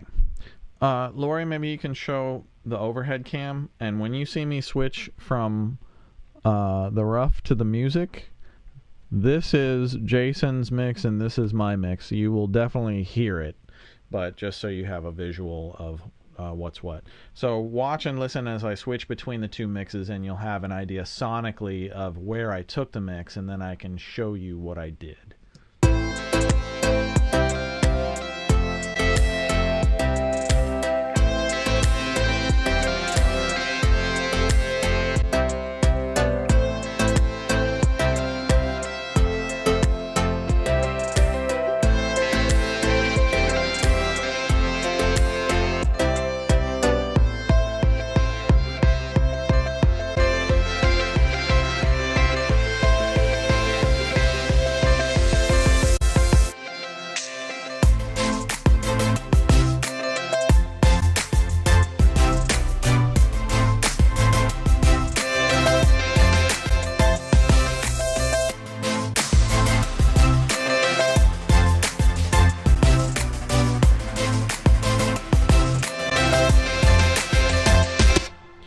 That's how much a great mix, not even a great mix, just a good solid mix on this can change the perception of what you're hearing. That's why great mix engineers exist, and why people pay us gobs of money to do what we do at a very high level, because we do have the ability to really impact what the listener hears and how it affects them. Just from mixing, which is, you know, as a mixer, is a really fantastically interesting thing to do. So how did I get there? Let me see that. Oh, okay. Start with the basics. Kick.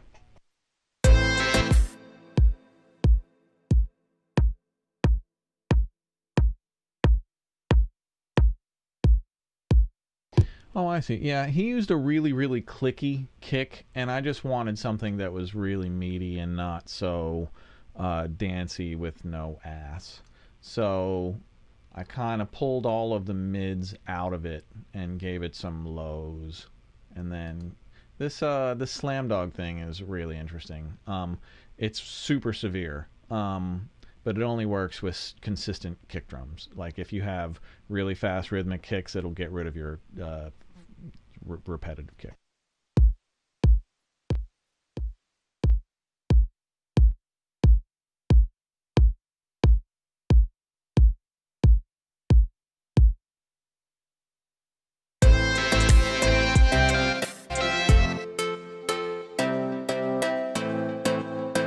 I know you guys see me harp all the time on this UBK1. That's because I use it all the time.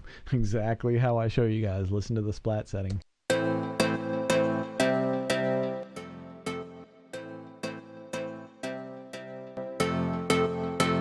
Hear that attack it gives? It's like it lets that initial attack through, and then it just kind of pushes everything forward. It's a really solid compressor.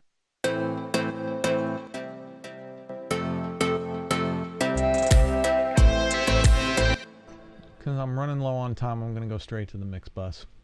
Actually, let me just show you some of the effects that I'm rocking with.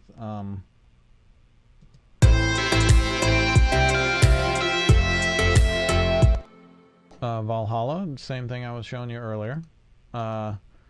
Here, I'm pretty, yeah, this is the pitch spreader I used on Down on Me on the lead vocal on 50 Cent. What am I using it on here? Anything? I'm using it on the guitar here.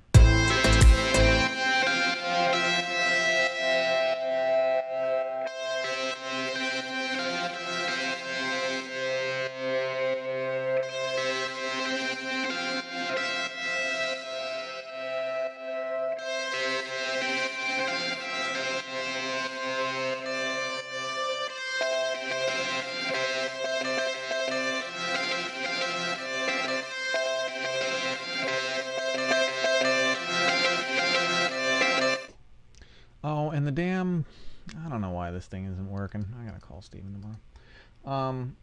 Oh shit, I gotta do the junk. Okay. Hey, for anybody who's looking for a job right now, I have just the thing for you. I got John Krivit, is doing a regular segment for us now. John used to be the head of the Audio Engineering Society. He used to be the president of the Audio Engineering Society. So super involved in education. I think he's a professor at Emerson in Boston. And he has Hey Audio Student Facebook group, and he posts a ton of job leads. So if you're looking for an audio job in the music industry, pay attention to this and check out Hey Audio Student, and you will find one.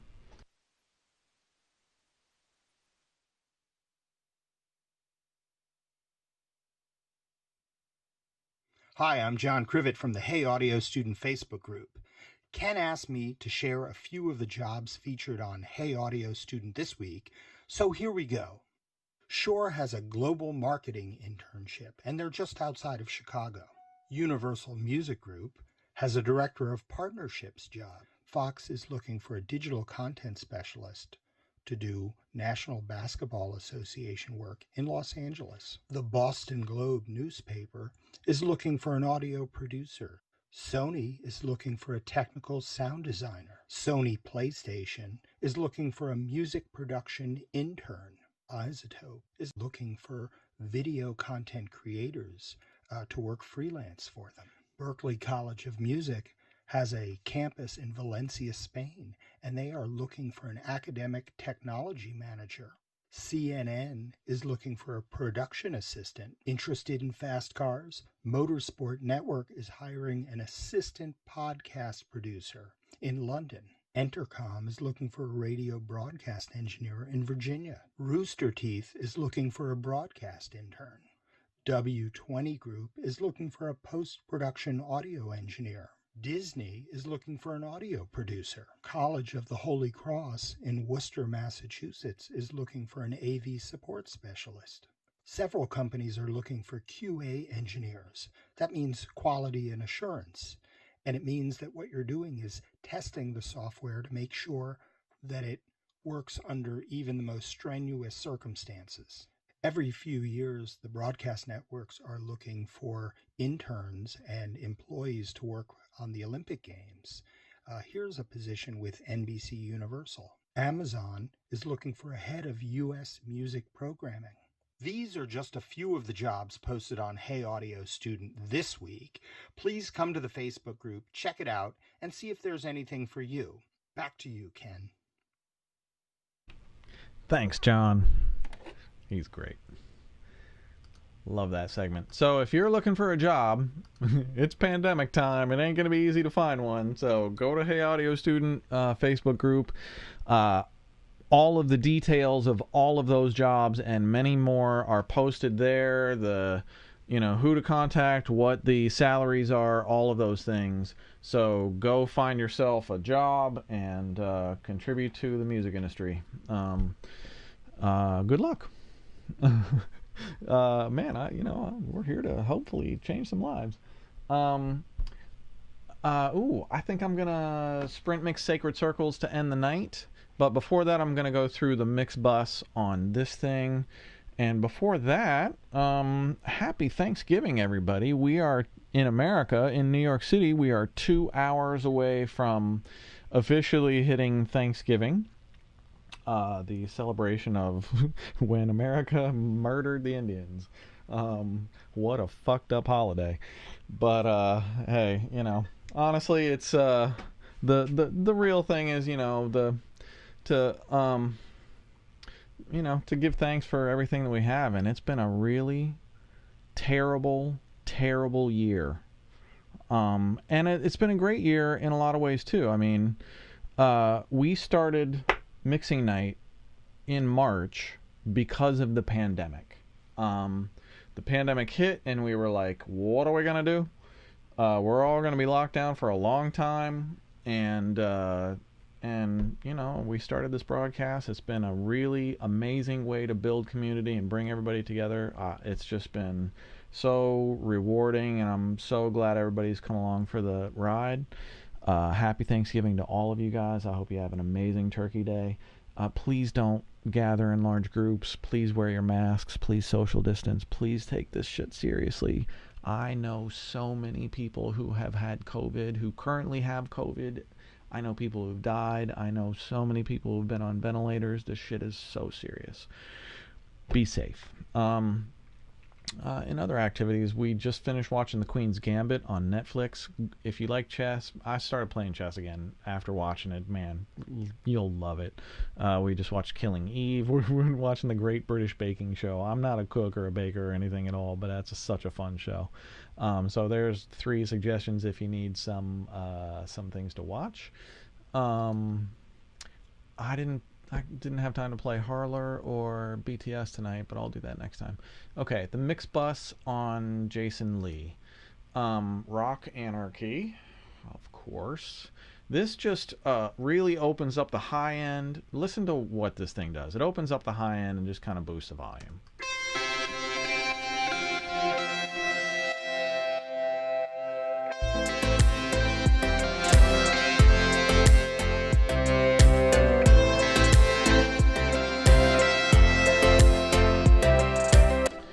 The Varimu, this is my only setting on the Varimu. Slowest attack, slowest recovery, lowest threshold, high pass filter, sidechain engaged, input up until I'm getting about 2 to 4 dB of reduction on the meter. If I'm using my analog Varimu, which is usually what I'm using if I'm doing client mixes, I'm usually hitting this about 6 to 8 dB on the meter with these settings. And I just push into it until I get the results out of it that I want. This thing is such a badass EQ, I don't even know what to tell you about it.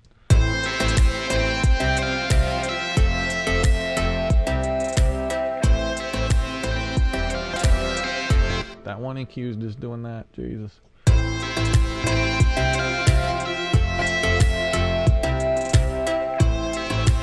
I'm not even going to tell you what I'm doing. I mean, you can see it.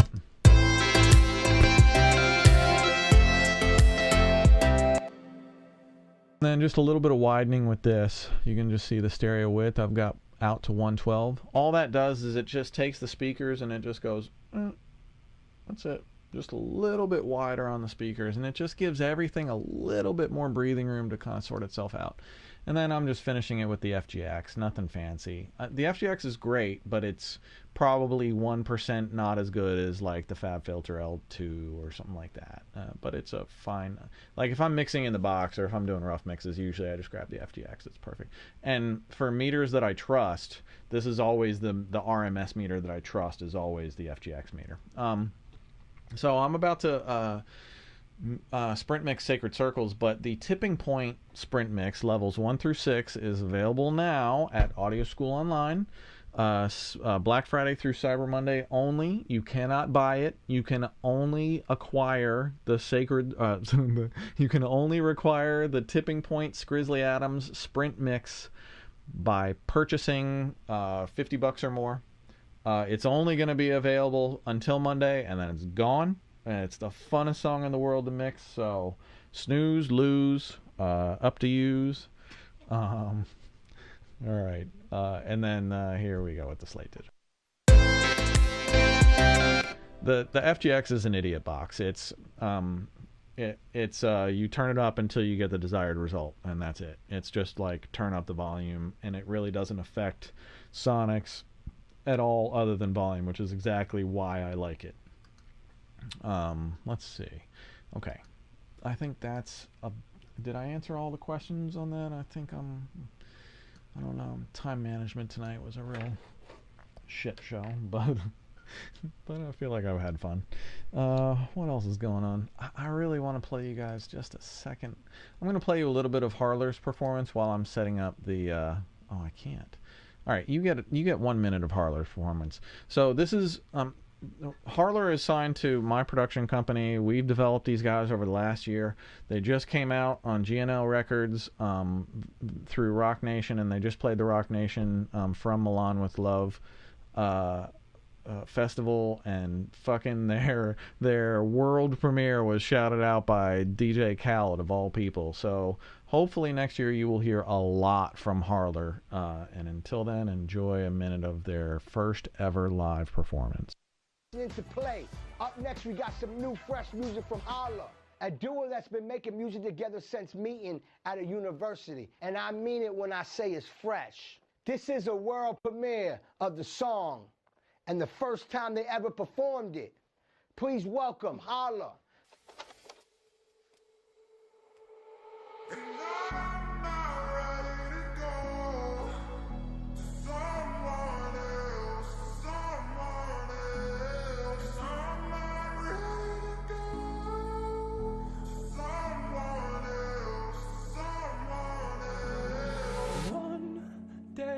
I see myself waking up alone, not waking next to someone I don't know. Thought that it could make it better, but it don't.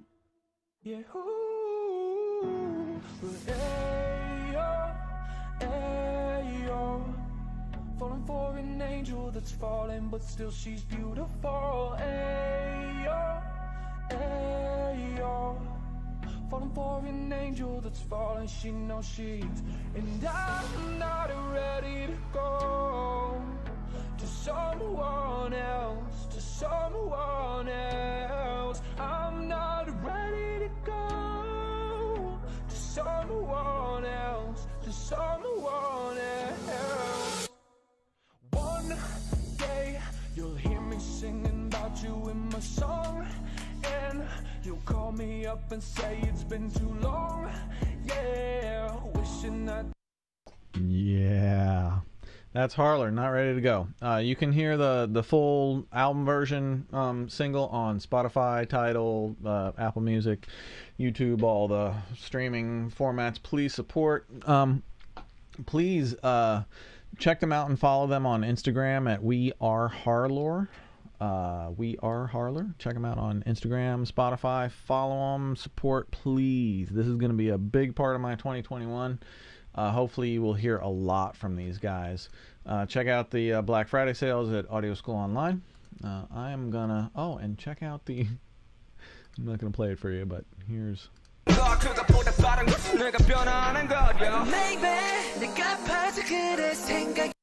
Y'all don't want to know how many tracks that mix was, but it was the single biggest mix.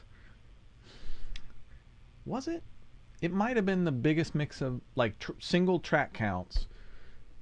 If it wasn't the biggest, it was the second or third, but it might have been the biggest that I've ever it was fucking crazy time. Okay, I'm gonna sprint mix Sacred Circles if I can find it. Here we go. 1 through 6 in the marathon. Boom. Pro Tools.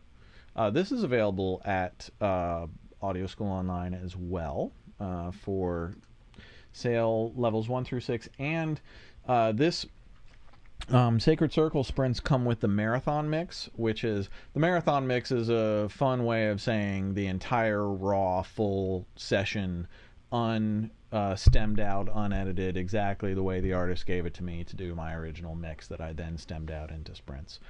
So after you do all of the sprints and you master all the way up through the Jedi level, then you can spend as much time as you want and mix the marathon session to your heart's content and see how you can do a really, spend a long time on a pro level mix on the full session and compare it to your sprints and see how you do. Okay, so we are going to put 10 minutes on the clock and mask up and get the skull mask on. It's dangerous out there, people. Keep your masks on when you're out. I am. we are super locked down. I'm not going out. I'm not around people. I mean, 10 minutes on the clock. And, let me get my heavy metal lights going. Thank you so much for hanging out with me tonight. I've had an absolute blast. This has been Mixing Night. It's Ken Lewis. I will see you in 2 weeks. Thanks. All right. 10 minutes. Boom. Sacred Circles, Lahzarus. Happy Thanksgiving, everybody.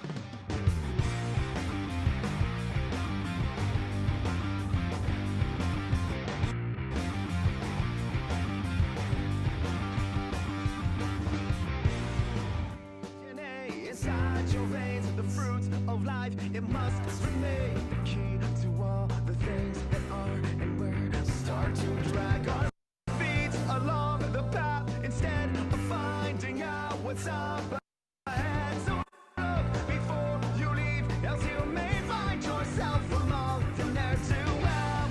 Show me the path instead of finding out what's up ahead. So look before you leave, else you may find yourself among the ne'er to well.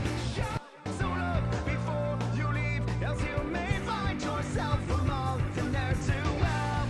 Show me your sacred circle, make it a part of me.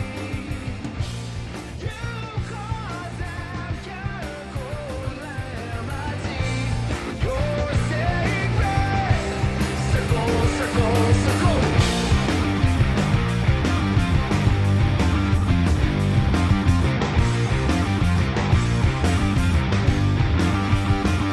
Well, see if you can find a clue, the question or the answer to the forces rushing out and in are crushing us now and again. Take all the space and time you need. You really think that you won't bleed or release and find if you rewind the universe can summon a just reward. Show me your sacred circle. Make it apart.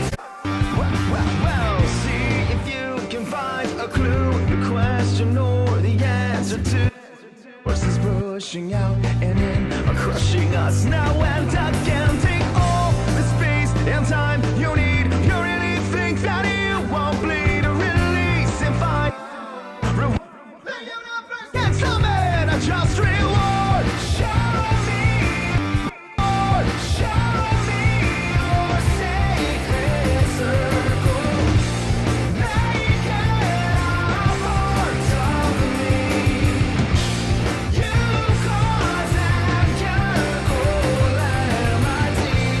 Your sacred circle, circle. Lord, show me your sacred circle. Make it a part of me. You cause and calamity. Your sacred circle, circle, circle. Lord, show me your sacred. That's it. Whew. 10 minutes, start to finish. I think I tightened it up pretty well. Whew. All right, I'm gonna play this out. And wow, I went late tonight. For anybody still hanging in there, thank you so much for hanging out tonight. I really appreciate it. I had a great night. I will see you again in 2 weeks, and I will throw down some crazy shit again in 2 weeks. And then the show before Christmas, and that's it. So Ken Lewis, thanks for joining me for mixing night. Until then, I'll see you on the next one. It's been Lahzarus Sacred Circles, Ken Lewis mixing night. Take care.